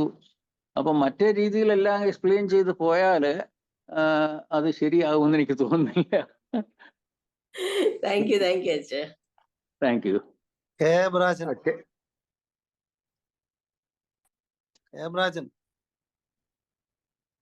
ഹലോ, കേൾക്കാമോ? കേൾക്കാം അച്ഛാ. കേൾക്കാമോ? കേൾക്കാം. ഓക്കെ. ആദ്യമായിട്ട് ഈ എന്ന പേരിൽ ഇങ്ങനെ ഒരു ബൈബിൾ പഠന പരിപാടി ആരംഭിക്കാൻ ഇടയായതിൽ സന്തോഷം. ദൈവത്തെ സ്തുതിക്കുന്നു. അതിന് മുൻകൈയെടുത്ത സുനിലച്ഛനെ അഭിനന്ദിക്കുന്നു. കഴിഞ്ഞ സെഷനിൽ ഞാൻ അല്പം ലേറ്റായിട്ടാണ് കയറിയത്, അതുകൊണ്ടൊന്ന് സംസാരിക്കാൻ പറ്റിയില്ല. പ്രിയപ്പെട്ട അത്യാലച്ഛന്റെ പഠനം വളരെ ശ്രദ്ധാപൂർവം ഞാൻ കേട്ടു. അച്ഛന്റെ പുതിയ നിയമത്തിന്റെ പുതിയ ഉൾക്കാഴ്ചകൾ ഞാൻ വായിച്ചതാണ് കുറച്ചുനാൾ മുമ്പ്.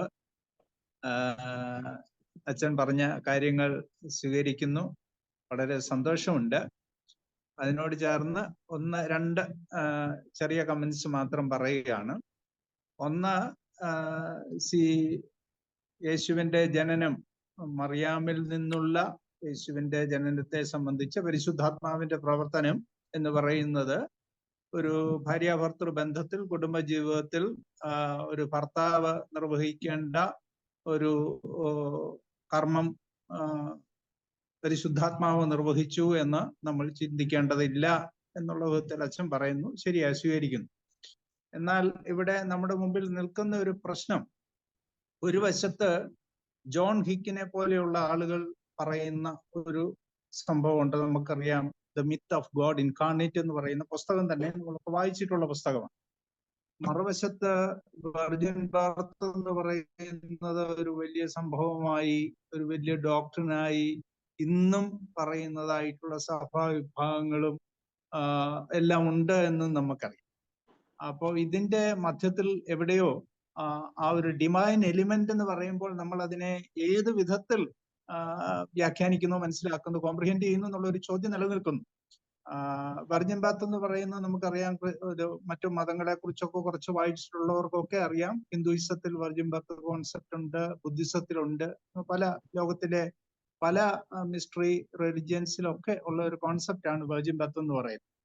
അപ്പൊ അതുകൊണ്ട് വെർജിൻ ബർത്ത് എന്നുള്ള വിധത്തിൽ നമുക്കതിനെ, പിന്നെ വെർജിൻ ബർത്ത് എന്ന് പറയുന്നത് എസെൻഷ്യൽ ക്രിസ്ത്യൻ ഡോക്ട്രിൻ ആണ് എന്നുള്ള വിധത്തിൽ നമുക്ക് പറയാൻ പറ്റത്തില്ല. കാരണം പൗലോസ് ആ കാര്യമേ പരാമർശിക്കുന്നില്ല.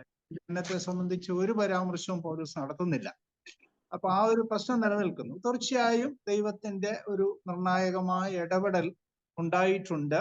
അതുകൊണ്ട് ദൈവം യേശുവിൽ മനുഷ്യനായി, അതായത് ദൈവത്തിന്റെ മകനായി എന്നുള്ള വിധത്തിൽ അത് അല്പം വ്യത്യസ്തമായി ഈ സൺ ഓഫ് ഗോഡ് എന്ന ഒരു ആശയം അച്ഛന് തന്നെ നന്നായിട്ട് അറിയാവുന്ന ആശയമാണ്. ഒരളവിൽ എല്ലാ ജനനങ്ങളും പരിശുദ്ധാത്മാവിന്റെ പ്രവർത്തനം കൊണ്ടോടാണ് നടക്കുന്നത് എന്നുള്ള വിധത്തിൽ നമ്മൾ കാണണ്ടായോ. ഉദാഹരണത്തിന് സ്ത്രീ പുരുഷ സംസർഗത്തിലൂടെ ഒരു ബയോളജിക്കലായിട്ട് മാത്രം മനുഷ്യൻ ജനിക്കുന്നു എന്നുള്ളതല്ലല്ലോ ക്രിസ്തീയ വിശ്വാസം എന്ന് പറയുന്നത്. ഇമേജ് ഓഫ് ഗോഡും ആ സംഭവങ്ങളെല്ലാം അതിനോട് ചേർന്ന് വരുന്നുണ്ട്.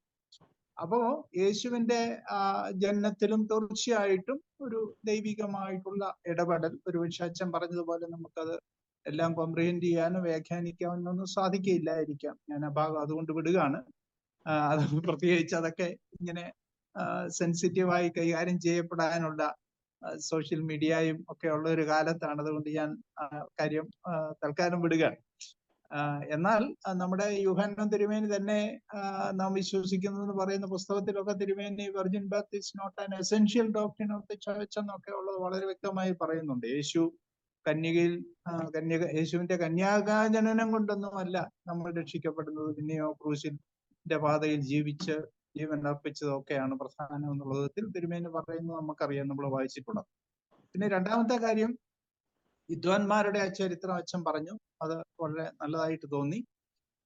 അതിനകത്ത് അച്ഛൻ ഒരു പാസിംഗ് റെഫറൻസിൽ പറഞ്ഞു വിട്ട ഒരു കാര്യം ഒന്ന് ഹൈലൈറ്റ് ചെയ്യണമെന്ന് എനിക്ക് തോന്നുന്നു. അതായത് ചില ട്രാൻസ്ലേഷനിൽ വൈസ്മെൻ എന്നാ പറഞ്ഞിരിക്കുന്നത്. അത് ശരിയാണ്? അതെ, വൈസ്മെൻ എന്നാ പറയുന്നത്. ജ്ഞാനികൾ എന്നുള്ളതുകൊണ്ട് പലയിടത്തും പറയുന്നുണ്ട്. ഞാൻ അവസാനിപ്പിക്കുകയാണ്. അതായത് ആ ഒരു ബിഷപ്പ് എൻ.ടി. റൈറ്റിന്റെ ഒക്കെ ഒരു തിയറി എന്ന് പറയുന്നത്, ഗോസ്പൽ റൈറ്റേഴ്സിന്റെ ഒരു ശക്തീകരണം എന്ന് പറയുന്നത്, they were trying to place Jesus within the wisdom tradition. അപ്പം അങ്ങനെ അതിനൊരു ശക്തീകരണം ഉണ്ടാകുന്നത് നല്ലതാണ് അല്ലേ എന്നുള്ള ഒരു ചിന്തയാണ്. അതുകൊണ്ട് ആ ഒരു വിസ്ഡം ട്രഡീഷൻ തന്നെ, ലോകത്തിലെ വിസ്ഡം ട്രഡീഷൻസ് തന്നെ യേശുവിൽ മെർജ് ചെയ്യുന്നു. കാഴ്ച കൊണ്ടൊന്നും ഇതാണെന്നുള്ളതല്ല പ്രധാനം. എന്നാൽ ആ ഒരു വിസ്ഡം ട്രഡീഷന്റെ, അത് യോഹന്നാൻ ട്രഡീഷനിലേക്ക് നമ്മൾ പോകുമ്പോഴും ആ wisdom tradition Greek philosophical tradition ആണല്ലോ, ലോഗോസ് ട്രഡീഷൻ ഒക്കെ ആണല്ലോ യോഹന്നാനും ശക്തീകരിക്കുന്നത്.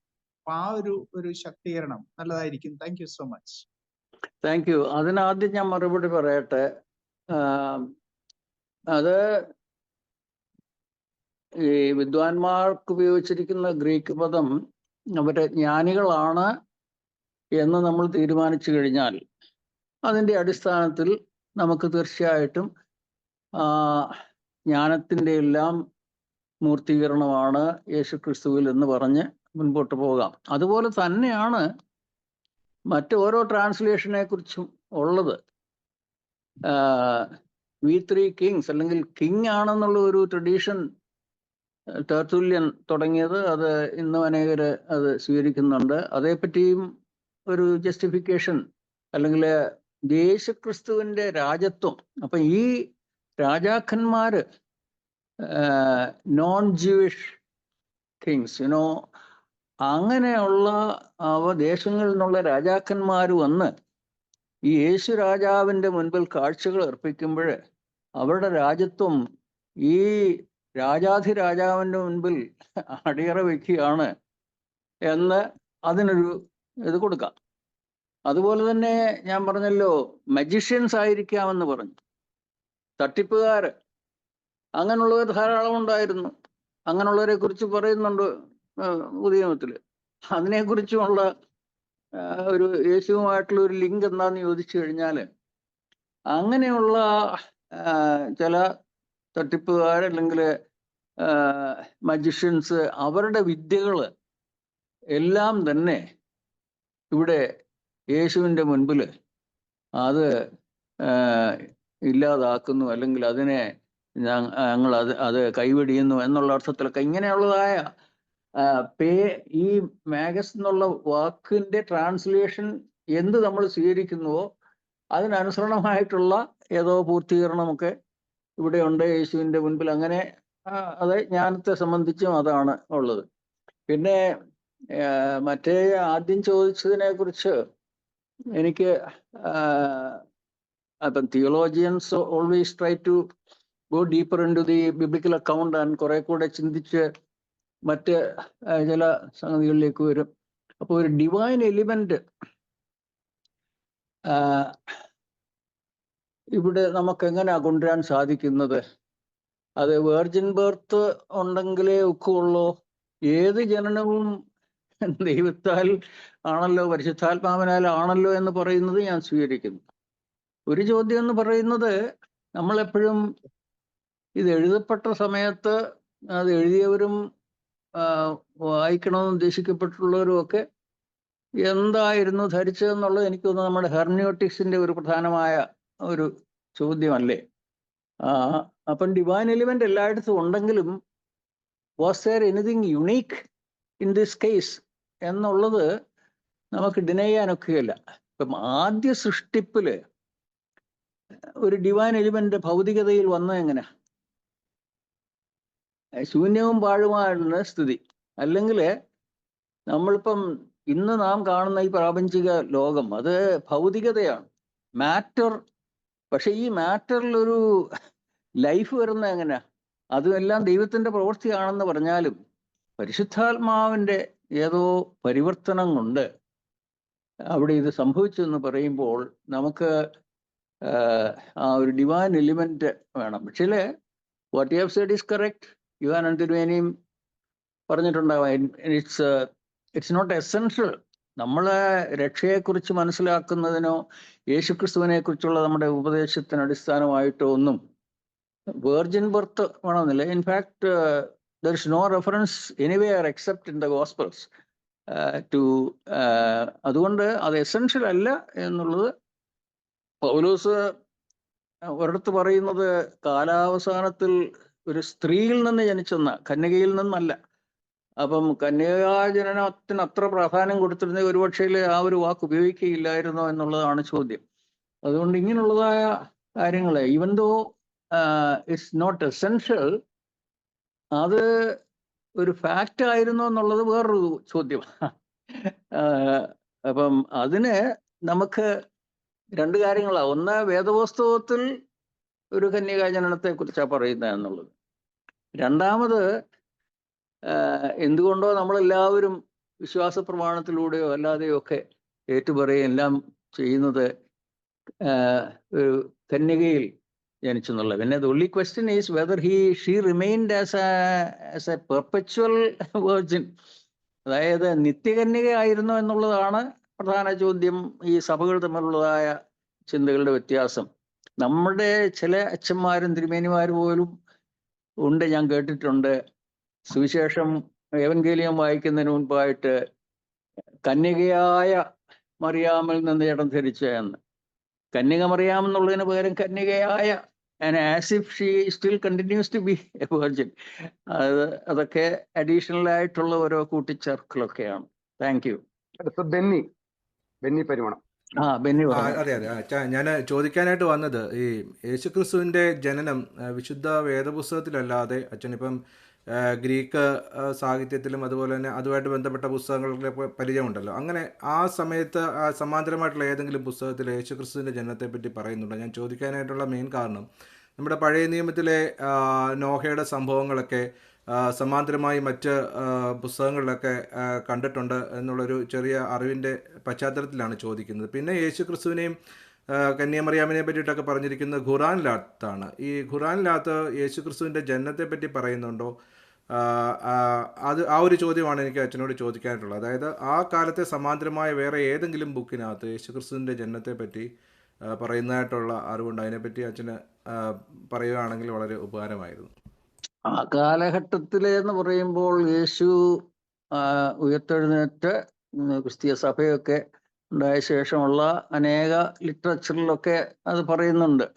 എന്നാൽ ഒരു സെക്യുലർ ലിറ്ററേച്ചറിൽ പറഞ്ഞാൽ ഇവിടെ ഇപ്പം നടന്നതായിട്ടുള്ള യേശു ക്രിസ്തുവിന്റെ ജനനത്തെക്കുറിച്ച് മറ്റ് ചരിത്രകാരന്മാരും എല്ലാവരും എവിടെയെങ്കിലും രേഖപ്പെടുത്തിയിട്ടുണ്ടോ? യേശു ക്രിസ്തുവിനെ കുറിച്ച് തന്നെയുള്ള റെഫറൻസസ് എവിടെയൊക്കെ ഉണ്ടെന്നുള്ള ചോദ്യം നല്ലൊരു ചോദ്യമാണ്. അത് ജോസീഫസ് പറയുന്നുണ്ടെന്ന് കേട്ടിട്ടുണ്ട്. അങ്ങനെ ചില ഇടങ്ങളിലൊക്കെ യേശുവിനെ കുറിച്ച് റെഫറൻസസ് ഉണ്ട് അന്നത്തെ കാലത്ത്. പിന്നീട് ഈ ഖുറാനിലൊക്കെ ഉള്ളതെന്ന് പറയുന്നത് ഇറ്റ് ഈസ് മച്ച് ലേറ്റർ, ആദ്യ കാലങ്ങളിലല്ലല്ലോ. അതുകൊണ്ട് അതേ മാത്രമേ എനിക്ക് പറയാനുള്ളൂ. മറ്റാർക്കെങ്കിലും ചോദിക്കാനുണ്ടോ? നമുക്ക് അവസാനിപ്പിക്കേണ്ടതായിട്ടുണ്ടല്ലോ. സാധാരണ ചില വ്യാഖ്യാനങ്ങളിലൊക്കെ ആളുകളെ പറഞ്ഞ് ഞാനൊരു ചില ശ്രദ്ധപ്പെടുത്താൻ ആഗ്രഹിക്കുന്ന ഒരു വിശദീകരണം ആവശ്യമുള്ള ഒരു കാര്യമാണ്. ചിലരെങ്കിലും വ്യാഖ്യാനിക്കുന്നിടത്തൊക്കെ ഇങ്ങനെ കണ്ടിട്ടുണ്ട്. അത് ശരിയായ വ്യാഖ്യാനമാണെന്ന് എനിക്ക് തോന്നുന്നില്ല. ഈ മനുഷ്യപുത്രൻ ദൈവപുത്രൻ എന്നുള്ളത് സൺ ഓഫ് ഗോഡ് ആൻഡ് പിന്നെ സൺ ഓഫ് മാൻ എന്ന് യേശു കർത്താവിന്റെ ടൈറ്റിൽ പറയുമ്പോൾ അതിനെ വ്യാഖ്യാനിക്കാനായിട്ട് ചിലർ പറയും പരിശുദ്ധാത്മാവിനാൽ നേരിട്ടത് കൊണ്ടാണ് ദൈവപുത്രൻ, ഒരു സ്ത്രീയിൽ ജനിച്ചതുകൊണ്ട് സൺ ഓഫ് മാൻ, മനുഷ്യപുത്രൻ എന്നൊക്കെ അങ്ങനെ വേർതിരിച്ച് വ്യാഖ്യാനിക്കുന്നതൊക്കെ ചിലർ ശ്രമിച്ചിട്ടുണ്ട്. അങ്ങനെ ഒരു വ്യാഖ്യാനം ശരിയായുള്ള വ്യാഖ്യാനമാണോ? അത് സ്വീകാര്യമല്ല.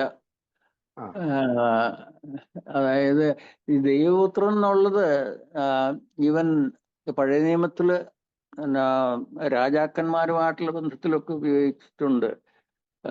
അതുകൊണ്ട് ഒരാൾ ദൈവപുത്രൻ എന്ന് പറയുമ്പോൾ ആ ഒറ്റ ഒരു ഫ്രേസ് പറയുന്നത് കൊണ്ട് അത് ഇതിന് തുല്യമാണ് എന്ന് പറയാൻ പറ്റില്ല. അതുപോലെ അതുകൊണ്ട് ഈ ഒരു മനുഷ്യ ശിശു ആ അർത്ഥത്തിലുള്ള ദൈവപുത്രനുമാണ് മനുഷ്യപുത്രനുമാണ് എന്ന് വെച്ചാലും ഈ യേശുക്രിസ്തുവിന് കൊടുത്തിരിക്കുന്ന പ്രത്യേക മെസ്സാനിക് ടൈറ്റിൽസ് അതിൻ്റെ കൂട്ടത്തിലുള്ളതായി രണ്ട് കാര്യങ്ങൾ. അതായത് സൺ ഓഫ് മാൻ എന്നൊക്കെ പറയുമ്പോൾ അതിന് അതിൻ്റെതായിട്ടുള്ള ചില പ്രത്യേക അർത്ഥങ്ങളൊക്കെ ഉണ്ട്. അപ്പൊ ഏതോ ഒരു അതുല്യത യേശുവുമായിട്ടുള്ള ബന്ധത്തിൽ ഉണ്ട് എന്നും ഈ രണ്ട് പേരുകളും സാധാരണ ഉപയോഗിക്കുന്നതിൽ നിന്ന് വ്യത്യസ്തമായ രീതിയിലാണ് യേശുവിനെ വേണ്ടി ഉപയോഗിക്കുന്നത് എന്നുള്ളത്. പിന്നെ ആ മറിയയിൽ നിന്ന് ജനിച്ചു എന്ന് പറയുമ്പോൾ അതിപ്പോ ഞാൻ ഓർത്ത ഒരു കാര്യം പറയുകയാണ്. ഈ ഒരു പുരുഷന്റെ പങ്ക് നിർവഹിക്കപ്പെടാതെ അല്ലെ ഒരു ഹ്യൂമൻ സ്പേം അല്ലാതെ ഒരു സ്ത്രീയിൽ നിന്നൊരു പുരുഷൻ ജനിച്ചു എന്ന് പറയുമ്പോൾ ഇത് അതിൻ്റെ അർത്ഥം എന്നാ? ഇതൊരു വെർജിനിൽ നിന്നാണ് എന്ന് നമ്മൾ തീരുമാനിച്ചു കഴിഞ്ഞാൽ അതിൽ നിന്ന് ഉള്ള ഒരു നിഗമനം it's very important for women. എന്താന്ന് ചോദിച്ചു കഴിഞ്ഞാൽ യേശുവിൻ്റെ പൂർണ്ണ മനുഷ്യത്വം മുഴുവൻ അതിൻ്റെ ഒരു അടിസ്ഥാനമായിട്ട് അല്ലെങ്കിൽ അത് ലഭിച്ചത് ഈ മറിയയിൽ നിന്ന് മാത്രമാണ്, ഒരു പുരുഷന്റെ സഹായം കൂടാതെ എന്നൊരർത്ഥമാണ്. തിയോളജിക്കലായിട്ട് പറഞ്ഞു കഴിഞ്ഞാൽ അതാണ് അതിൻ്റെ. അപ്പോൾ സ്ത്രീകൾക്ക് തീർച്ചയായിട്ടും അവരുടെ ആ ഒരു സ്ഥാനത്തിന് കുറച്ചുകൂടി ഒരു മഹത്വം കൽപ്പിക്കാവുന്ന രീതിയിലാണ് ഈ വെർജിൻ ബർത്തുമായിട്ടുള്ള ബന്ധത്തിൽ നമുക്ക് കൊണ്ടുവരാവുന്ന ചില തീരുമാനങ്ങൾ. അത് ഇടയ്ക്ക് പറഞ്ഞെന്നുള്ളേ ഉള്ളൂ. Thank you. താങ്ക് യു അച്ഛൻ. ഡോക്ടർ ബീന തോമസ് വീണ്ടും ആശയങ്ങൾ പങ്കുവയ്ക്കും. ഒരു കാര്യം കൂടെ ചോദിച്ചോട്ടെ. ഈ Isaiah chapter 7 verse 14 therefore the Lord himself will give you a sign, the virgin will conceive and give birth to a son and will call him Emmanuel. ഇത് ഒരു ഇതായിട്ട് എടുക്കാമോ? Like foretelling the birth of Jesus തന്നെ ആയിട്ട് നമുക്ക് അങ്ങനെ ഡിവിനിറ്റിയെ പറ്റി പറഞ്ഞില്ലേ, ഡിവൈൻ ബർത്ത് ആയിട്ട് എടുക്കാമോ? Means in reference to this Isaiah 7:14. അതെ, അത് ഐസയിൽ നിന്നുള്ള ഒരു കൊട്ടേഷൻ ആണല്ലോ. നമുക്കറിയാവുന്നതുപോലെ പുതിയ നിയമത്തിൽ ഉള്ള ഒരുപാട് കോട്ട് ചെയ്തിട്ടുള്ള പഴയ നിയമത്തിലെ ഒരുപാട് ഭാഗങ്ങളുണ്ട്. സ്കോളേഴ്സിനെ കുറിച്ച് പറയുന്നത് ആദിമസഭ വിശ്വാസികളൊക്കെ യഹൂദന്മാര് ഏത് മെശിഹായ്ക്ക് വേണ്ടി കാത്തിരുന്നുവോ ആ മെശിഹ തന്നെയാണ് ഈ യേശു എന്ന് സമർത്ഥിക്കുവാനായിട്ട് ഒരുപാട് ഭാഗങ്ങൾ തെരഞ്ഞെടുത്ത് കീ ടെക്സ്റ്റ് ആയിട്ട് അവർക്ക് ഇങ്ങനെ അത് പറയാനായിട്ടുണ്ടായിരുന്നു. ആരോട് പറഞ്ഞു കഴിഞ്ഞാലും. അപ്പൊ യഹൂദന്മാരുടെ ഇടയ്ക്ക് ഒന്ന് വാദിച്ച് സമർത്ഥിക്കണമെങ്കിൽ അവരുടെ സ്ക്രിപ്ചറിൽ തന്നെ കോട്ട് ചെയ്യണം.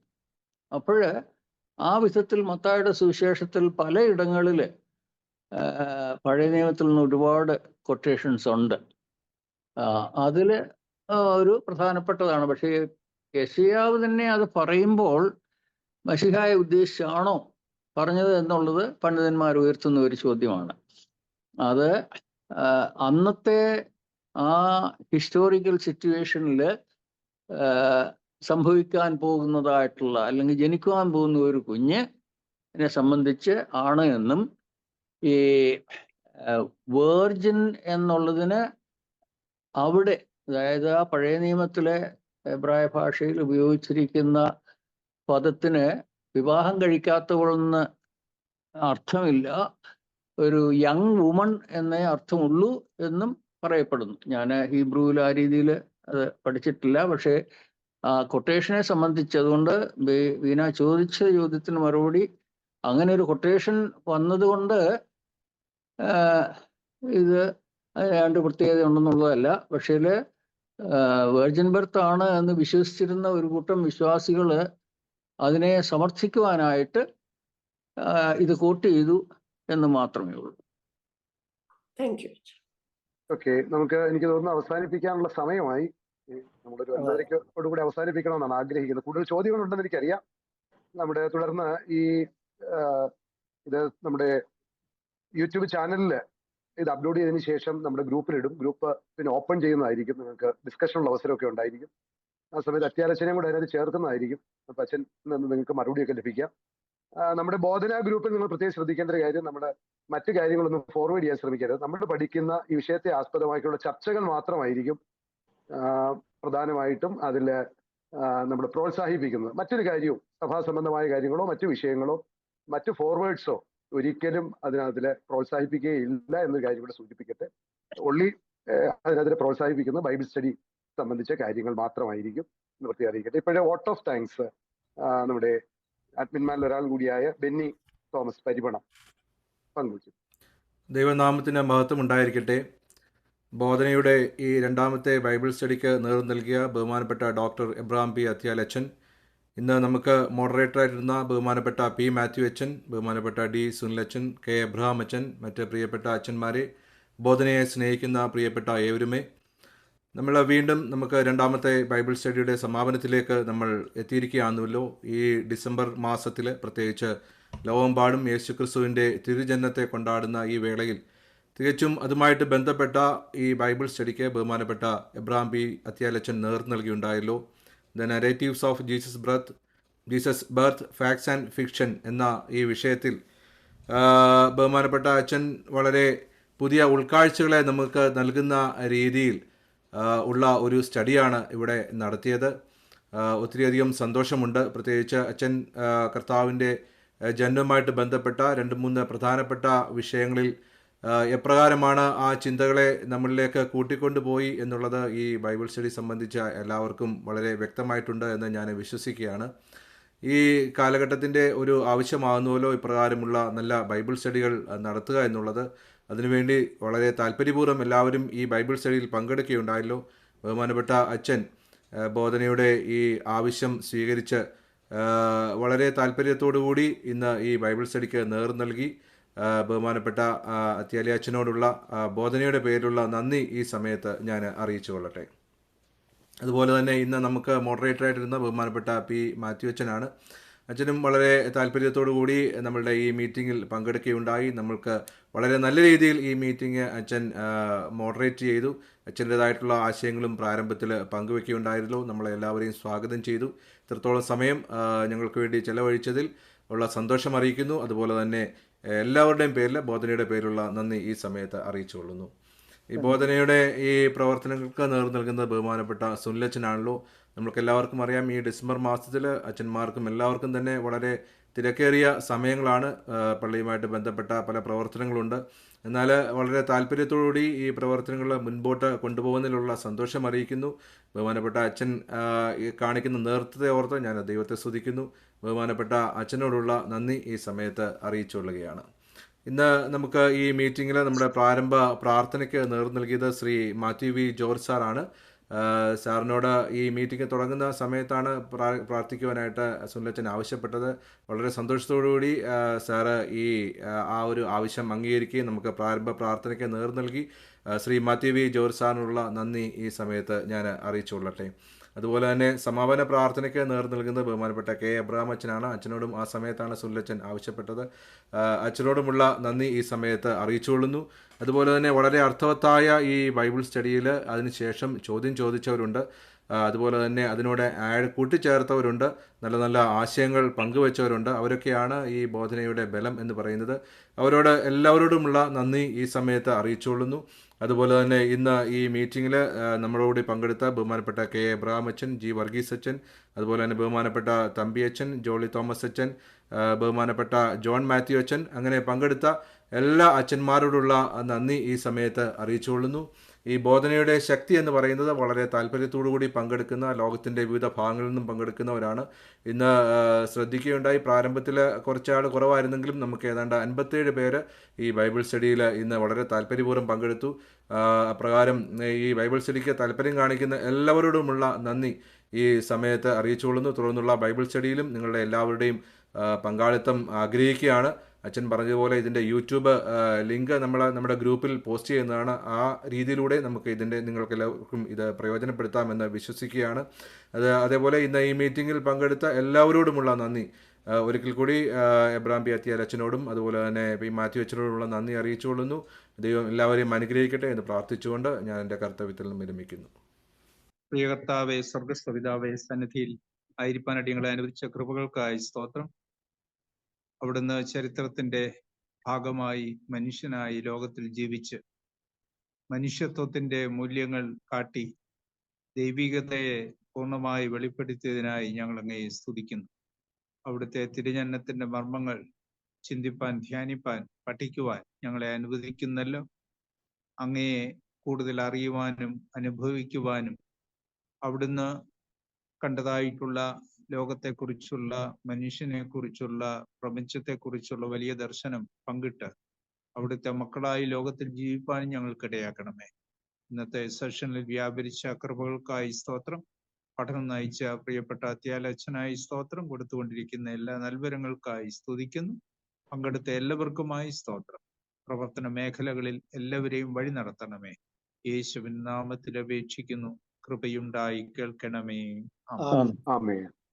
നമ്മുടെ കർത്താവും ദൈവവും രക്ഷിതാവുമായ യേശുക്രിസ്തുവിന്റെ കൃപ നാം എല്ലാവരോടും കൂടെ എന്നേക്കും ഉണ്ടായിരിക്കട്ടെ. ആമേൻ. ആമേൻ.